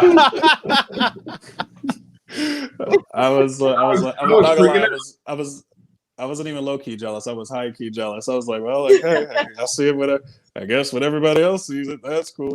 Yeah, but that's amazing, man. But yeah, I mean that seems very much like Zack, Wayne. Like it's just like he knows what he wants, and when you know what you want, you know what you're doing, and you know how you're going to execute the thing. It's a breeze. Like it becomes that sort of thing. So I'm glad that was your experience, man. Yeah, man. He just, he knew what he wanted. He allowed me to play a little bit, which was I wasn't expecting to happen because he barely knew me. It was the first day. We spent 4 hours outside hanging out, and I improv some things, and he was like, okay, that's good. And then he would add to whatever it was that I said, but I didn't say too much because I was just like, am I really doing this? This is really happening. Is this real life? I can't rewrite these words. I can't do that. Well, especially like you mentioned earlier that like you've been kind of watching everything. You've been part of this movement since Ray became part of this thing, and now like you're in the thing. Yeah. It's not real, right? Yeah, that's got to be kind of surreal. Like, you're watching all these people like fight for the Snyder cut. You're supporting your friend who's in this thing, and you kind of seen this, who was in the thing. We want to forget that thing. We want to put that thing to the side. The other one. That thing doesn't exist as far as I'm concerned anymore. I don't care what universe they try to spin it off from. That's a failed thing, and even more so, man. After this weekend with a certain Wonder Woman spilling some tea on that whole situation. But so that's that. But now you're in the thing. Yeah, man. That that's just got to be, oh my gosh, is that overwhelming? Like, do you feel this like is it racing through your head? Are you nervous? I mean, I'm looking at you. You stand up. You look pretty like, you're strong, confident. There, you're looking at the tennis ball. Whatever that is. And Yeah. but like, is it just racing through your head? Like, what the heck is going on here? No, man. It's this is one of those situations where it's like you're 7 years old again. You're in the dirt with your action figures, and you're just in the world, right? You just drop in. And I don't know any kid who will not just drop into their imagination and into playing whatever the role is that they're playing when you're thinking, even though that's supposed to be Batman, that tennis ball. But I'm talking to Batman. Holy shit. Like, I'm really talking to Batman. Like I have to meet his energy a little bit. And so it just kind of like, it just sank in. I didn't have a lot of time to prepare. So it was just kind of like, what's my situation? I'm talking to Bruce Wayne. Okay. Bruce Wayne, I got something to tell you. So man, I know, I love these two comments with that John Stewart fade. And, and Zack knows. He already knows. He already knows. I mean, look. I love the Martian Manhunter scene. Okay, I love Harry Lennox. I think that's great. But man, like it Green Lantern was so talked about for months and months and months, and the speculation that was running wild. I had internet friends who were getting into arguments over Green Lantern, who was going to be cast. Like, I try to stay out of all that stuff. I'm not into the scooper thing. Like, God bless people who are in the scooper thing, try to chase down scoops and insider information and stuff like that. That's just never been my thing. But man, I watched good people get into arguments behind the scenes, man, about Green Lantern, who was going to be cast, who was going to be that. So the idea that you did this, Wayne, that this was a thing, and somewhere out there is footage. Somewhere beyond that driveway is footage, man, of you as that character, man. That's just got to make you feel good, man. That's got to make you just feel excited and proud. Like, even like you said, if we don't see it, I'm excited for you, bro. Thank you. And I hope that we get to see that. Like, what is it like for both of you? I'll ask both of you. I mean, Ray, you've been in the movie. You got to play the character. You got to do the thing.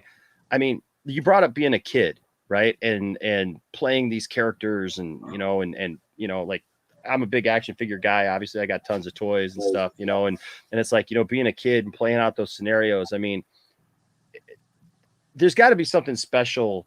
I mean, yeah, I guess there's it's a job. You're acting, I get that, but I mean, it's a superhero movie, You know, so what is that like to be able to play that character? Like you said, you're talking to Batman, right? Ray, you're part of the Justice League, man. You're out there, you're doing these things, you know, you're taking on Darkseid, you know, you with people, you know, your buddies, you know. It's like I had, so, and I say that because I had a little bit of that experience, because as a musician, I got to play with one of my musical heroes. I got to play guitar and tour with a guy who was one of my musical inspirations, you know, and I had this moment. I was on stage. We were playing a festival. It was like 10,000 people. And I was playing songs that I grew up learning, you know, and playing with the guy who actually sang on that album, with the guy, you know, and it was my buddies. I got to put the band together. So I was the band leader. So I put the band together. And so I'm there with this guy, man, that I have spent countless hours listening to and playing with and stuff. And I'm with my buddies and I'm having this experience, and there's these people down there wanting me to throw them guitar picks and stuff. And I'm like, that's me right there. Like, what the heck am I doing here? You know? But I had this moment that it was just like of enjoyment, just to kind of just take it in. Did you guys have that kind of moment, either one of you, at any time? For me, it was probably every day on set, really. These are the kinds of movies that I grew up as a kid loving, right? This is what helped me to fall in love with movies in general, and the genre in general, like action, adventure, all of it, right? And so to be able to do this, I mean, you know, it's something magical. Like, even before you get onto this onto set, because as a fan of it, you're like, oh, this means a lot to me. I'm sure it's going to mean a lot to other folks when they finally see this thing, right? And then when Zack is describing his ideas for it, and you're like, man, this guy's just as excited as I am about it. Like, it just keeps compounding. That excitement, that joy, that love for it just keeps compounding on top of itself. And then you get to do it, and you're like, okay, yeah, that was an awesome scene. Like, it was an awesome fight. Don't really know what it's going to look like, because there's a lot of work that needs to be done after the fact. But, you know, you trust the process. You trust the person that's involved with it, man. And I mean, it still feels a little surreal, right? I watched the half of Zack Snyder's Justice League the other day, right, with a buddy of mine, and I was just like, yeah, this is a good movie. like you get to a point where you're like, you forget that you're even like in the thing, because you're so mesmerized by it. And I'm just like, oh yeah, that's me, but get me out of the way. Like, I want to see more of Wonder Woman. Like, I want to see more of that Aquaman. I want to see more of this and more of that, right? It is like a pure film. It is absolutely like, I mean, it's just a pleasure to be a part of. Obviously, it means a lot to me on a lot of different levels. And I think the way I view it will change as time goes on, and as I continue to do whatever it is that I do in the future. And, you know, you get a little bit more insight and hindsight. But in the moment, I can tell you, like, I've said it since the very beginning, and I'll reiterate it here, that doing Zack Snyder's Justice League was like my dream come true. Right? I'm not interested in going out and trying to win Oscars or, you know, this or that. Like, that kind of film was like my everything. And if that's the only kind of film that I'm like blessed to do, I mean, I'm good, man. Like, I don't need to perpetually like stay in that cycle of trying to find the thing that's going to make me feel the kind of joy that I felt the first time. Like, I got my Moby Dick on the first one, right? Yeah. So anything after this is just icing on the cake, man. Oh my goodness. And you, Wayne, look, we may not get to see you know, that finished product yet. Who did this photo? That is dope. Oh yeah, I'm trying. Hail Darkseid. I'm trying to remember who did this. I know who did this, and well, shout out to whoever it is. It's escaping my mind right now, and I apologize. I greatly apologize. This was the original picture right here. Yeah. This picture right here, man. And man. Oh, that was from Joe. That was JoJo's concept, right? Yeah. This is no, but I mean, like, superimposing. This picture. I don't know who did. Yeah, I don't know who did this picture. It looks like John Stewart was meant to lead the Justice League. Like, this is the inspiration now. How we made it, right? Yeah. Wayne, I was going to say, Wayne, you're now the leader of the Justice League. I think this picture is. Whoever made this thing. Just know that is so dope. Sorry, I didn't mean to distract us. No. What were you saying, Wayne? What did you say? No, whoever made this, thank you. It's absolutely awesome. Yeah. You know what I love? You know what I love is when you look at this picture, and you were talking about the movie, you know, and just how great and pure it is. Like, look at each one of these characters. Like, look, traditionally, I'm a Superman guy, right?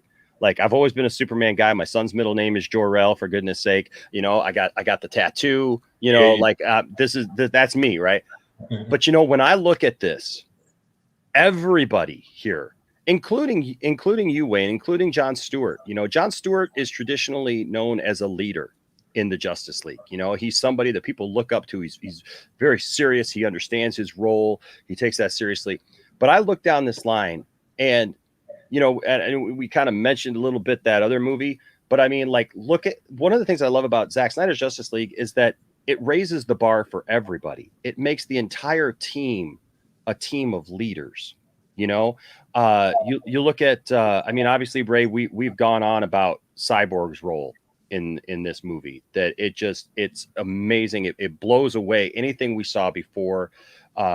You know, from your family aspect to your leadership in the team, to what you mean to the team, you know, and what you bring in that character and in that role, you know, and look, yeah, Superman, you know, it's great. He comes back, he does his job, you know, but like, it's not reliant upon Superman just being the leader, the out front guy. You know, Batman, he's trying to bring everybody together to do this thing. Wonder Woman, man, she's got her part. She's going out. She's trying to, you know, get Victor and others, you know.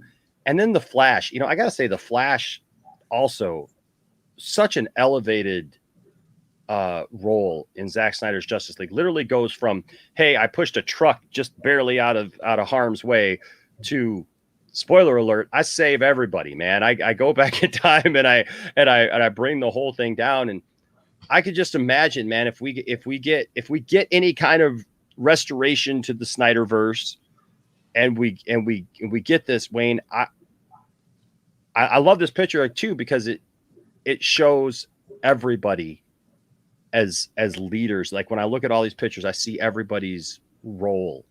And I love that, man. But you do, man. You look natural in this, dude. Mm-hmm. Awesome. It is what it. Yeah. Wayne, you just look like a natural in this, man. And I really hope, Wayne, that you get the opportunity to play this character. I want to see what you did, you know. And you know, I think like, he does too. I know you do. I know you do. But, you know, like, I know there's a lot of people right now. And look, I know there's a lot of, you know, pros, cons, everything else in between right now with, you know, restoring the Snyderverse. But, man, guys, seeing something like that is just inspirational. Knowing that this is out there.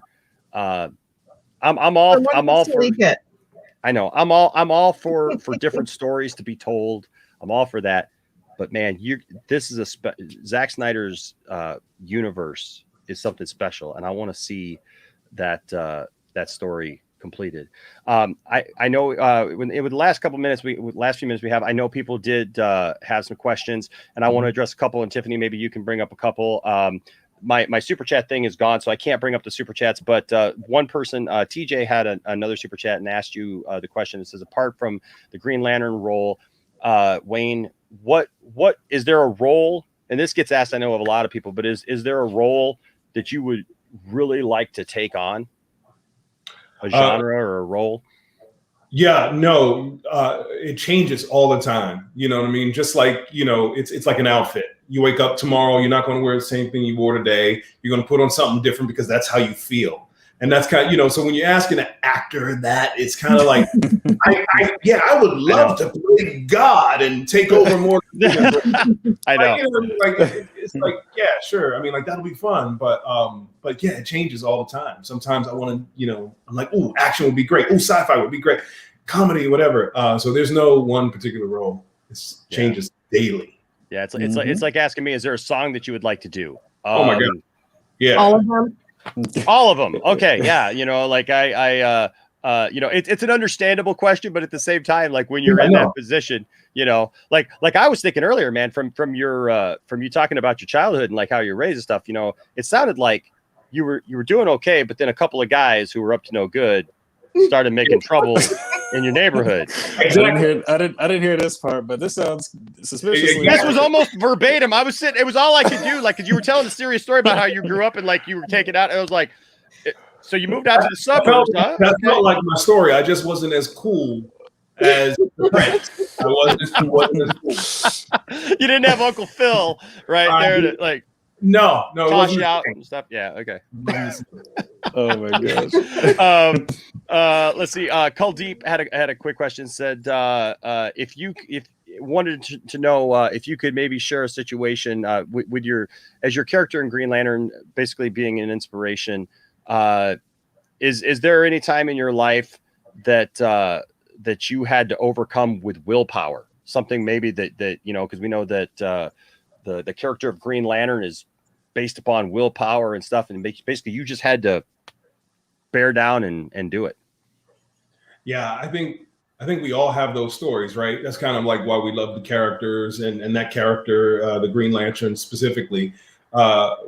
We all can relate to that. And I have situations every day where I need to use willpower. For example, I like donuts. I want to eat one right now, but I shouldn't because I'm trying to lose 10 pounds. COVID has done a number on me. You know what I mean? Like, I gotta use willpower to stop myself from eating donuts. It's literally an everyday thing. So I can tell you all kinds of stories, but we all have them. You know what I mean? We all have those stories that we have to like fight through, push through, get ourselves over the hump of whatever it may be and deal with whatever the situation is, showing as much courage and bravery as you possibly can. I'm not joking around about the donut, but that's a smaller version of many stories that we have. Yeah. Sure. And just to piggyback off of it right now, I mean, the fact that being an actor, I think in general takes a lot of willpower, just period, right? Yeah. Getting up every day, people telling you, no, you're not this, you're not that, you're too this, you're too that, blah, blah, blah, blah, blah, right? Having to get up every single day and go, you know what? I still want to do this. I'm going to will myself to get up and go to these auditions. I'm going to will myself to go ahead and try to make something of myself in this profession, even though the deck is generally stacked against most people when it comes to this. So Wayne is being very humble about his willpower, but he's been willing himself to do what he's been doing for years, and I salute him. I just do. He's a person I definitely look up to, and you know, I was stealing tips from him when we were doing theater together. Never tell him, right? You're just watching and absorbing and everything, man. So don't let him sell it short. Donuts may be a thing, but the man's got will like no other. So, oh man, and these were just a couple of comments from DJN. For he says, I think people understand the interplay of race, behavior, personas, social representation. We can be better and avoid disrespect. And then it said hashtag I stand with Ray Fisher. Appreciate that. Thank you. Heck yeah. Ray, we're not going anywhere. Just so you know, man, we ain't going nowhere, man. We got your back, man. We you know, with everything that's gone on. Yeah, man. We got your back. And you know what? I do want you to know, even this last week, I have had people reach out to me personally because we're so vocal about it, you know, and our support of you. Reach out to me this week and just say, you know what? I am really, as more and more comes out, as more and more happens, you know, maybe I wasn't on board with some of these things because I didn't understand certain things, but because of what we do here at Poindexter Lounge and what others are doing and bringing awareness to your statements, when you make statements, when you come out and you say things and stuff, like trying to raise those things and make more people aware of them. I've had about 3 people in the last week alone reach out to me and say, it's really changing my mind about the situation and making me pay more attention to it. Well, I appreciate it. And I appreciate all the support and the amplification. And I said it from the jump, you know, the truth, it will come as it always does. And that's with time. Right. And I've said, I believe it was on Poindexter Lounge, I said, for the naysayers out there, I forgive you in advance because you don't know you don't know everything. And some folks don't know what they're talking about. So this is where you get into that place of trying not to get distracted by the noise, because ultimately the goal is to make sure we get accountability from the handful of people within the corporation who have up until this point evaded accountability and thrown others under the bus to save themselves and that kind of thing. So, you know, I don't take offense to it. just because my goal doesn't involve all the noise. My goal involves making sure that we can get some accountability. But I appreciate every bit of the support because it makes a massive difference. So it's one of those things. I appreciate you standing with me, and I'm going to keep drilling it on home, keep nailing this thing until we get it done. So yeah, the journey doesn't stop. And even then, once you get accountability, it's going to take everybody to stay vigilant so that you can maintain that thing. It's not a one and done. Oh, this thing happened, or that person apologized, or this, we've got to stay on this. It's a constant thing, lest the old ways creep back in. And so, part of the culture. Yeah. It has to become a part of the culture. It can't be like, oh, we fixed this, which is what I think a lot of people are doing a lot of times. Let's put a Band-Aid on that. Let's do that. It's got to be a part of the culture. And it sucks because it's not going to be fixed overnight. This is something that you literally are going to have to deal with and work on constantly, probably for our lifetime. And that sucks. It's a lot of hard work. Yeah. It's hard work, but it's one of those things where if we all pick up a little bit of the slack, we can carry it together rather than one person having to come out and say or do whatever. And hopefully other people will come and support that, or, whatever that ends up being. Like, many hands make light work. But Absolutely. Very much to your point, Wayne, like, no, it is going to be an every person, all hands on deck situation. And I think we're starting to see it, right? It's if you can change Hollywood, you can change probably pretty much anything else on this planet. But everybody's going through I feel like everybody's sort of going through that flux in their own way. And when you think about it, this is no different than any other workplace. I think what folks are really striving for is to get some sort of workplace normalcy, because Hollywood has existed outside of the normal sort of parameters of what's acceptable and not acceptable at work, right? For me, I just don't like bullies, particularly in the workplace. And I will fight tooth and nail, however hard I got to, and I will accept any help from anybody who's willing to take that fight on with me. Like, let's go. It's game time, man. Let's do it. So I'm trying, just so you all know, I'm trying to get to the ones that I see real quick, but I want to get to Tiffany's questions here. I'll answer this one. What if Wayne or Ray swapped roles? Feels on this. Ooh. I think I don't look good in green, just so you know. So that's number one. I don't believe that. I wouldn't even know. What's funny? Quick thing. I actually thought when they were first talking to me about the DC role, I actually thought it was John Stewart, the Green Lantern, because that was the seventh member of the League that I understood was in the piece. So I was like, okay, it's going to be Batman, Superman, John Stewart, and I didn't find out that Cyborg was a member of the comics run up until like when I finally talked to Zack, and he was like, oh, it's actually Cyborg. I was like, oh wait, Cyborg from Teen Titans? I was like, oh, okay, let me do some research and so on and so forth. So that was my initial instinct. I was like, oh, it's got to be John Stewart. And then I'm sure the conversation went to, and Ray, what we're going to need you to do is, now I know that he doesn't traditionally say this in any other medium except for the children's cartoon. No, come on. We're going to need you to, there's a certain word that maybe, like, if you could say. Are you trying to get him riled up, Enosh? You trying to get him riled up? The thing is, what's funny is, like, yeah, no, there's different iterations of the character. There's different, I mean, it just is what it is. But, it was always Zack's intention that these characters be treated sort of in their own space, right? No catchphrases, none of that stuff. So, I mean, sticking to that or attempting to stick to that during the reshoot process was something, obviously that was a difficult sort of process because folks had it in their mind that people wouldn't like the character if the character didn't say a catchphrase, and it just marginalizes and completely reduces the impact of who and what the character is to sort of try to appease, to appeal to an audience that I don't even think they truly understood. Right. Yeah. So clearly No, didn't understand. You said it best, man. Last time you were here, I think when you said, when we were talking about that and the whole booyah thing and stuff, and about different characters. Yeah, they've all got catchphrases, but in Zack Snyder's world, it would so be out of place for Superman to just go up, up and away. It's like, or truth, justice in the American way. It'd be truth, justice in the American way. Or like, I don't know. It's just or Wonder Woman to be walking around going, "Great Hera." Like, look, there's a place where that fits. But these movies were not that, and I had never really thought about it, Ray, until you said it that one time, and I was just like, yeah, that would not make sense for Cyborg to just start spewing, catchphrases and be the only one saying catchphrases, and it minimalizes the character, then I think, because then it reverts that character to this childlike or childish kind of persona in the midst of the adults, and that.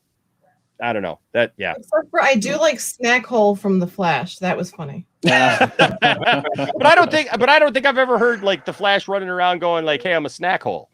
Yeah. I don't think we have 3 boys, so we know what a snack hole is. Yes. Yeah. Yes. I can dig that. Yes. Funny lines are great. Okay, Tiffany. What do you got for Wayne?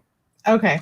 Well, before I ask the questions, though, too, now that Ray is here, you should probably ask if he wants to be the second of the 3 people for your Shakespearean. Oh, yes. I wanted to tell you night. about my idea. So we've been talking about this. We got to get with Ray Wayne Porter says he's already in. So we had this idea a couple of weeks ago here in the Poindexter Lounge. Have you seen, Ray, the Star Wars Shakespearean books? No.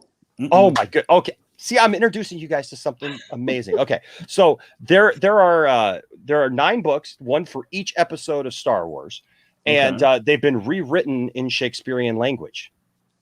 Okay, so like you have The Force Doth Awaken, or The Empire Striketh Back, or The Jedi Doth Return. And so they're all written there. And I was like, we were kind of tossing around this idea. I was like, oh, we should do like a reading. That'd be fun. And then I said, you know what would be the ultimate is to have, because they all have the Shakespeare in the Park. Yes, it says to have Wayne, Ray Fisher, and Ray Porter here, and get a couple of to fill out the, like I'll do it. I'm sure Tiffany would love to do it, and just make sure everybody gets the words and stuff, and like just have like a reading of Star Wars in the Shakespearean form. I cannot follow. Yes. So Wayne says he's in. So listen, let me pencil that in for right now, logistically, schedule wise, and also, I mean, depends on whether or not Star Wars is like, hey, don't read our stuff online. No. See, what we'll do is we'll come to your house, Ray. We'll come to your house when we can do that. Everybody's got to. We'll come to your house and do it. It doesn't have to be virtual. Oh, okay. Well, either way, I'm fine. Just as long as you get all the waivers signed and all that. I don't want anybody coming out. We'll work on it. We'll work on it. We just think it'd be a fun thing to do. I'd be down with that for sure. Or they just have to make you a Jedi. There you go. That's the stipulation. I'll tell you what, I'd love to see you guys in Star Wars, man. You know what? Ray Porter needs to be in Star Wars too. Ray Porter needs to be in Star Wars for sure. They're expanding that world and that universe in such crazy ways. Like, I mean, it's going to be Star Wars everything soon. So you never know what's going to happen. You never know. Awesome. You can add them to the Bad Batch. Okay, so I have one question from Rachel from the League of Mayhem, actually. And she is in Ireland. She said to the question for Wayne, what was the pizza you were going to get when you got the call from Zack? She said she didn't know if she ever got the answer in any of the interviews. Yeah, no, it was pepperoni, sausage, and banana peppers. Nice. You heard it here first. It's a Poindexter Lounge exclusive. Yeah. Pepperoni, sausage, and banana pepper. That is a spicy pizza. That's what I wanted at the time. I was going to get it, and I was like, oh, I've never tried. Like I just wanted these 3 ingredients with the cheese, and that's all I wanted. I didn't want a Supreme or anything like that. And then, Zack, guess what? I'm like, hey, Zack, is this really you? Yeah. It's just me playing an April Fool's joke. Just like, well, Ray, I don't know if you heard. Snyder. Right, I don't know if you heard, Ray, how we got Wayne on the channel. But you know, like I've seen some interviews of him and stuff like that. And I was doing a video last week. I was doing a live stream, and he popped into the chat, and like he's like chatting with people, talking to people. And I joked with him because I've had so many people these last couple of weeks. We've had some people be funny and everything, and like they'll change their screen name and they're saying that there's somebody else. And we had a couple nights, man, where we were just rolling laughing. I mean, I think and one night I had Michael Jackson, Tupac Shakur, Suge Knight, Vanilla Ice.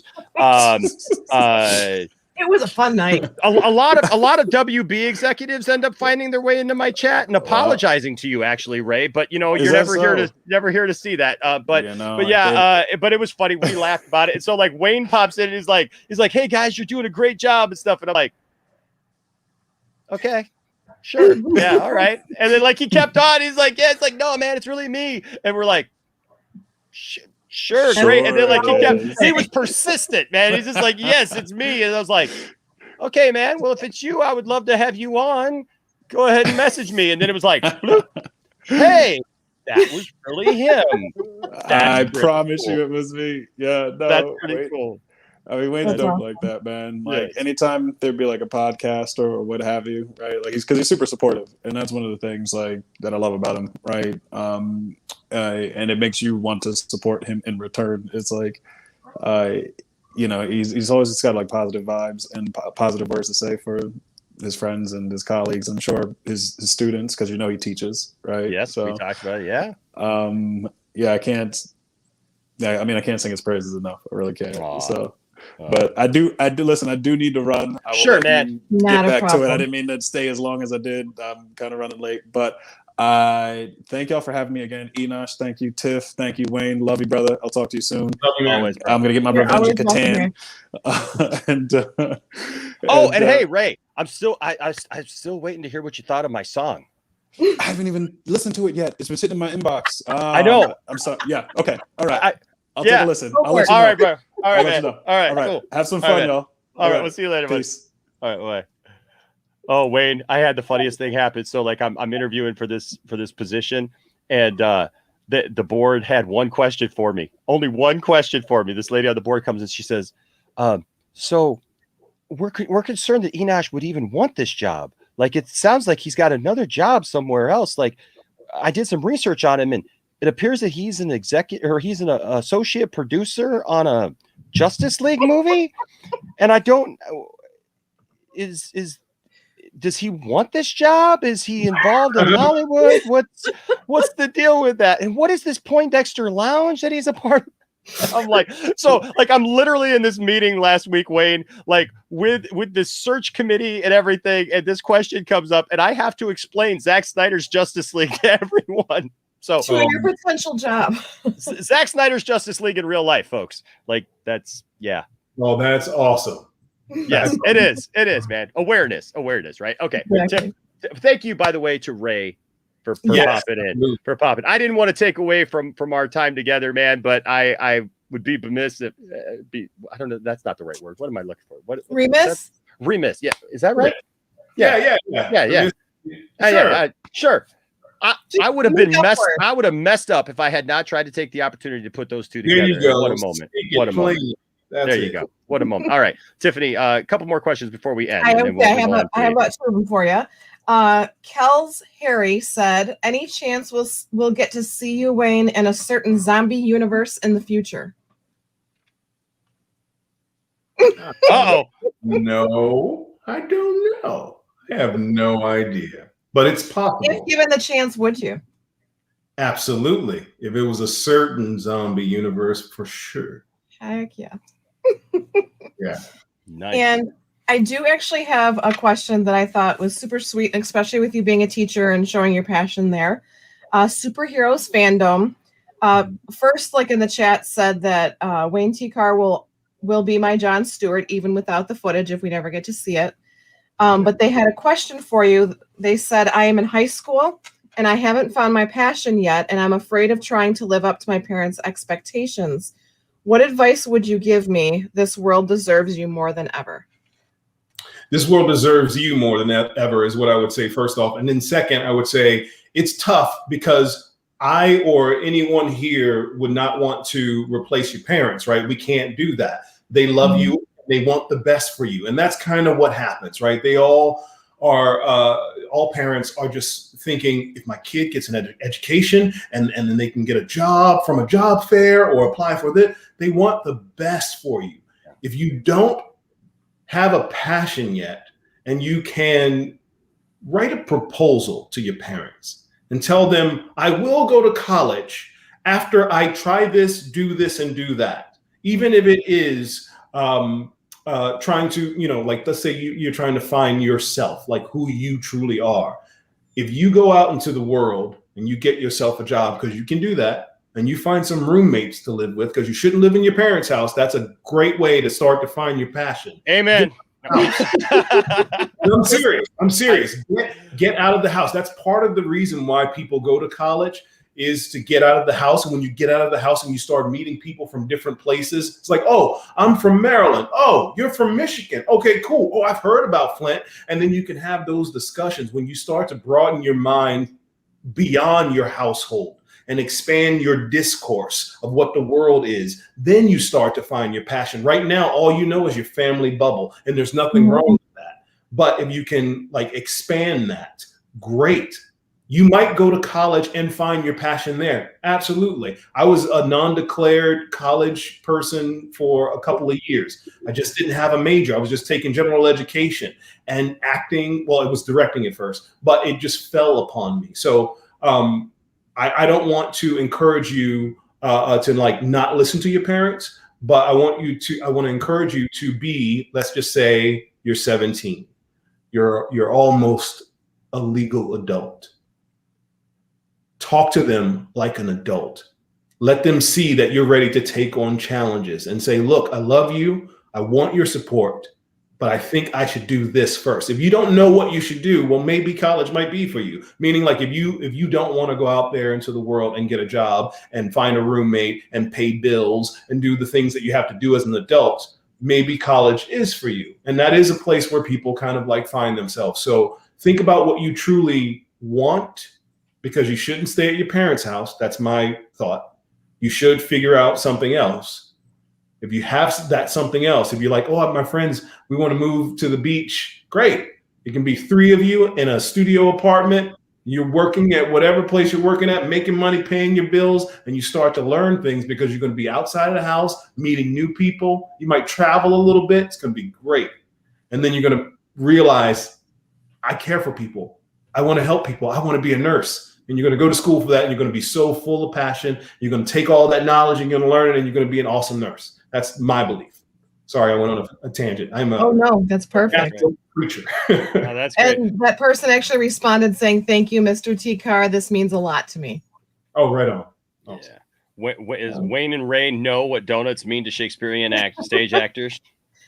The question was asked a couple times throughout the chat, though, too, was with you being in the in movies and the roles, and people have said, what kind of roles do you want to do? But with you, just, on a personal level, what are your favorite movies? What are your go-tos? What do you like when it's outside of just acting?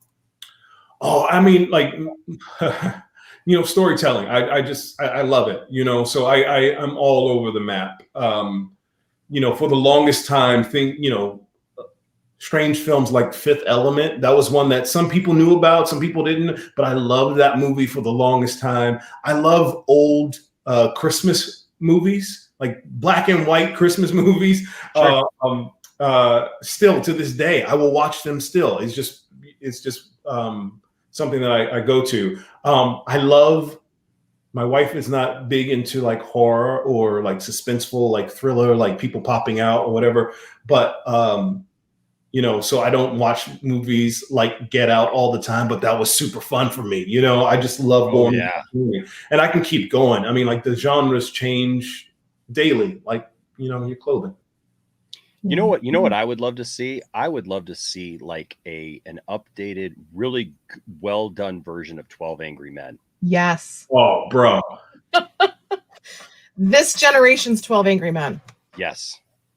Yeah, that would be amazing. That would be awesome. Yeah. And I would like to be in it. No, I'm kidding. Driveway Productions. Driveway Yeah. Productions. We got a driveway. We got a driveway and green screen. There But you go. I noticed that you'll also be watching a lot more probably Disney and princess stuff coming soon then too. Yeah. So Absolutely. And I'm going to fall in love with that, I'm sure. that's awesome. I mean, that's even my kids, my oldest is turning 19 next month, and we've got teenage boys now, but I still have a very fond memory of, Toy Story and Finding Nemo and stuff, because that was like, they watched it on repeat. And so to this day, it's like, Dad, time for school. I mean, it's because it's like you get these like things stuck in your head, and Yep. so it's going to be another fun thing. I think that you're getting down to all the the girly stuff. So For I'm sure. excited for you and to see your excitement as well. So we'll be definitely praying for a quick, fast, and easy delivery for your wife. Yes, thank you. She will appreciate that. Yes. Yeah.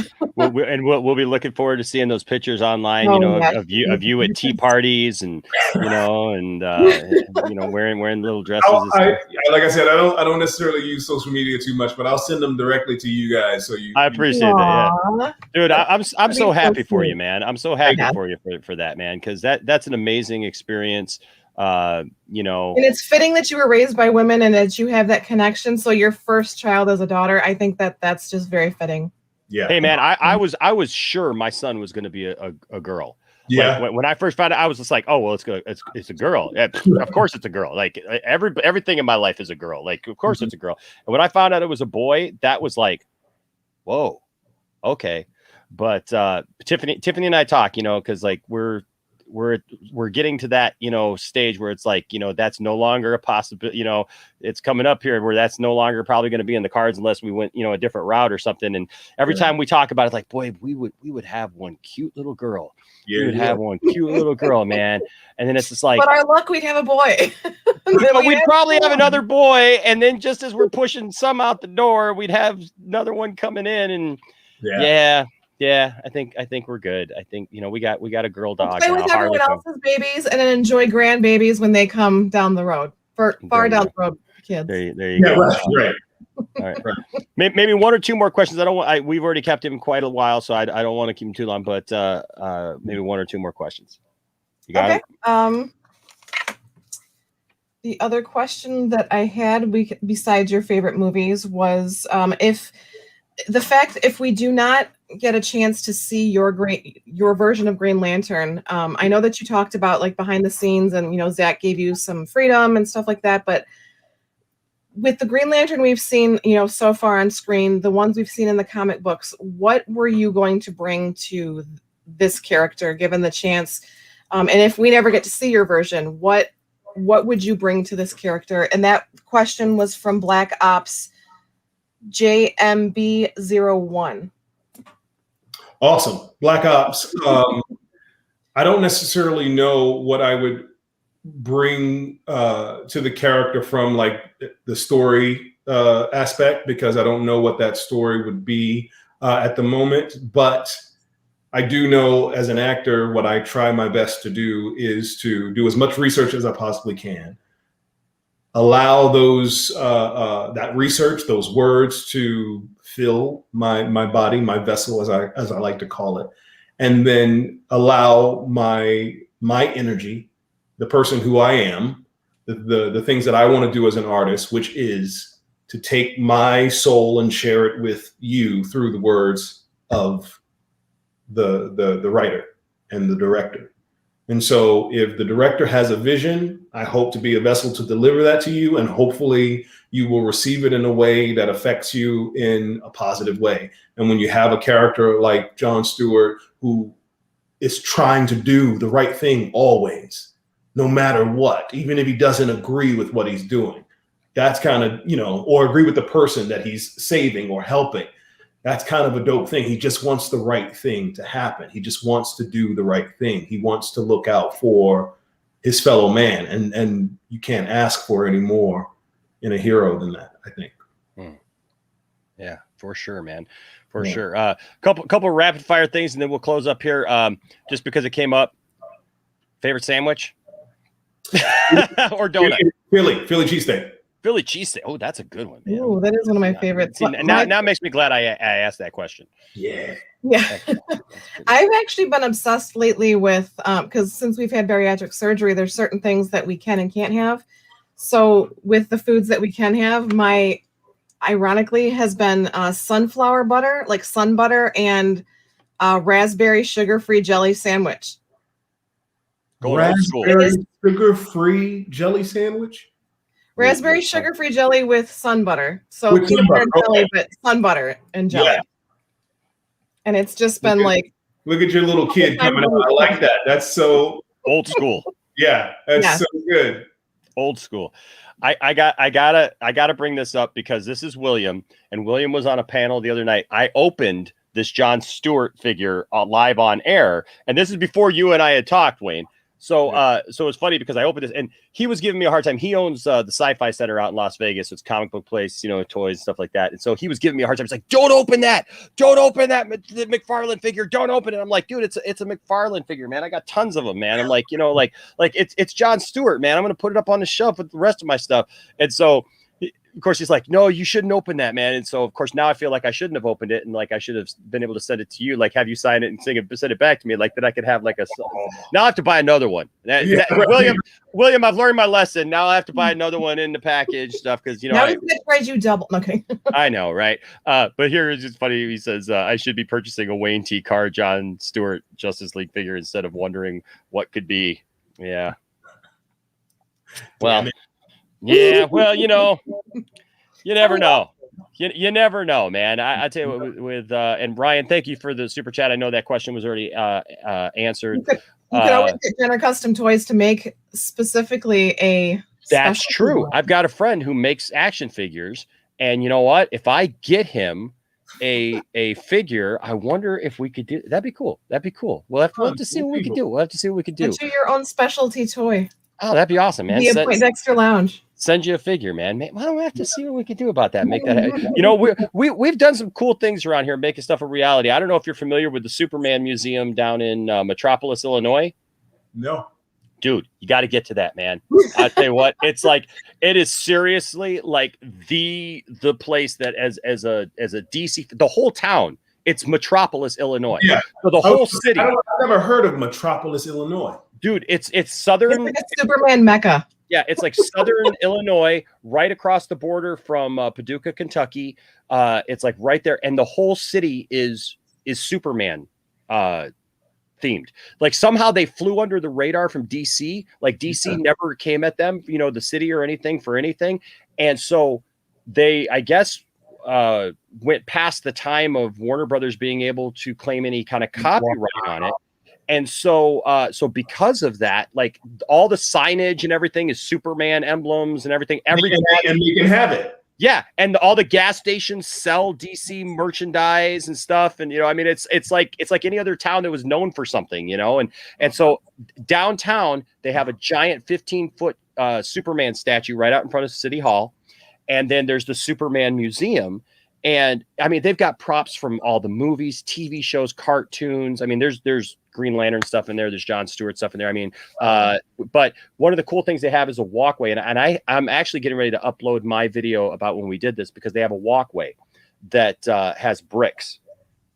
And these bricks can be dedicated to certain people. And so there's a few celebrities that have been there that have, you know, bought a brick, and it goes to help with the upkeep of the museum because they get no help from DC. You know, there's just all a private thing. And so my family and I were there last summer. We drove back across country. We went out. I took my family out to Vegas because I'm originally from Vegas, and we took them all out to Southwest, and I wanted them to see the Southwest, and we drove back. We stopped in Metropolis, and I was looking at this, and I said, you know who needs a brick here is Zack Snyder. Zack Snyder needs a brick dedicated to him. So we got a brick, and it's got his Superman emblem on it. It says, if you seek his monument, look around you. That's to the family of Zack and Deborah Snyder, you know, from your many associate producers in the Poindexter Lounge. We did a GoFundMe actually and purchased it. And yeah, so we do some cool things here. So we might have to look into getting you your own. Hey, Enosh, Jenner Custom Toys literally just messaged underneath me. Okay. So you can throw that idea out to him and say, hey, we've got a custom we need to make for Wayne T. Carr.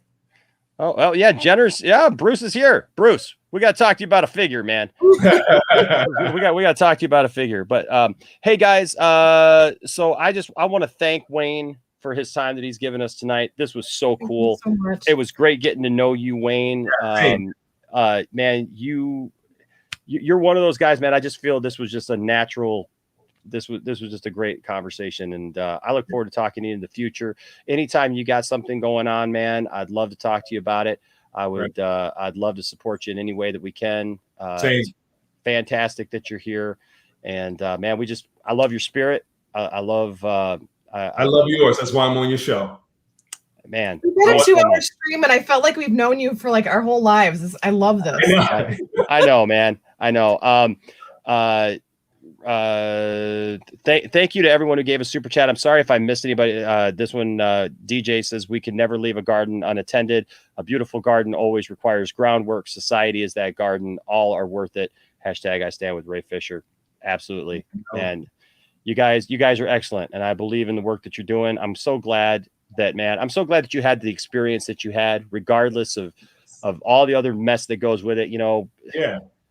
Man, studios are going to be studios. We keep saying Warner Brothers is going to Warner Brothers no matter what, life is going to be life. Sometimes it's ups and downs.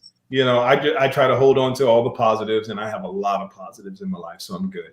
Well, that's awesome, man. And we're very positive about you, man. We love you, and yeah. Can't wait to see what we're gonna do in the future too. Absolutely, man. Thank you to Ray Fisher who popped in here, man. Surprised us. That was fun. That was awesome. You never know who's gonna surprise. I keep saying, man, we'll eventually get Zack here. Tiffany and I got to talk to Zack on the League of Mayhem. I got to talk to him and his wife separately on different streams. We got to tell him about the brick, so that was cool. That was cool. And he was like, he was really emotional about it. So like I got to tell him like my feelings about Superman, about how I really appreciated Superman. So one day, that's what I keep telling people. You never know what's going to happen here at the Poindexter Lounge. Or who's never gonna know. show up. Or who's going to show up. You just never know. But we're so glad, Wayne, that you showed up. Yes. And that you are here. You're part of this community, man. And we got our arms around you, bro. And we claim you as ours now. We claim you as ours. So you are our Jon Stewart, and forever will be. Good luck to you, man. Good luck to you and your wife and your daughter coming up, man. Can't wait to see your joy even after that, man. All right, guys. Well, hey, thanks to everyone who tuned in tonight. Thank you guys for making the Poindexter Lounge such a positive place and a wonderful place to be. We appreciate all of you. And like I always say, don't let anybody tell you that your fandom doesn't matter. Don't let anybody tell you that your role in the movie doesn't matter, because you know what? It does. And don't tell anybody that their fandom doesn't matter either. But try to have good conversations with people and come to some good insights together. All right. And as long as you do that and you're respectful, there'll always be a place for you here in the Poindexter Lounge. Thanks, guys. We'll see you next time. Stay nerdy.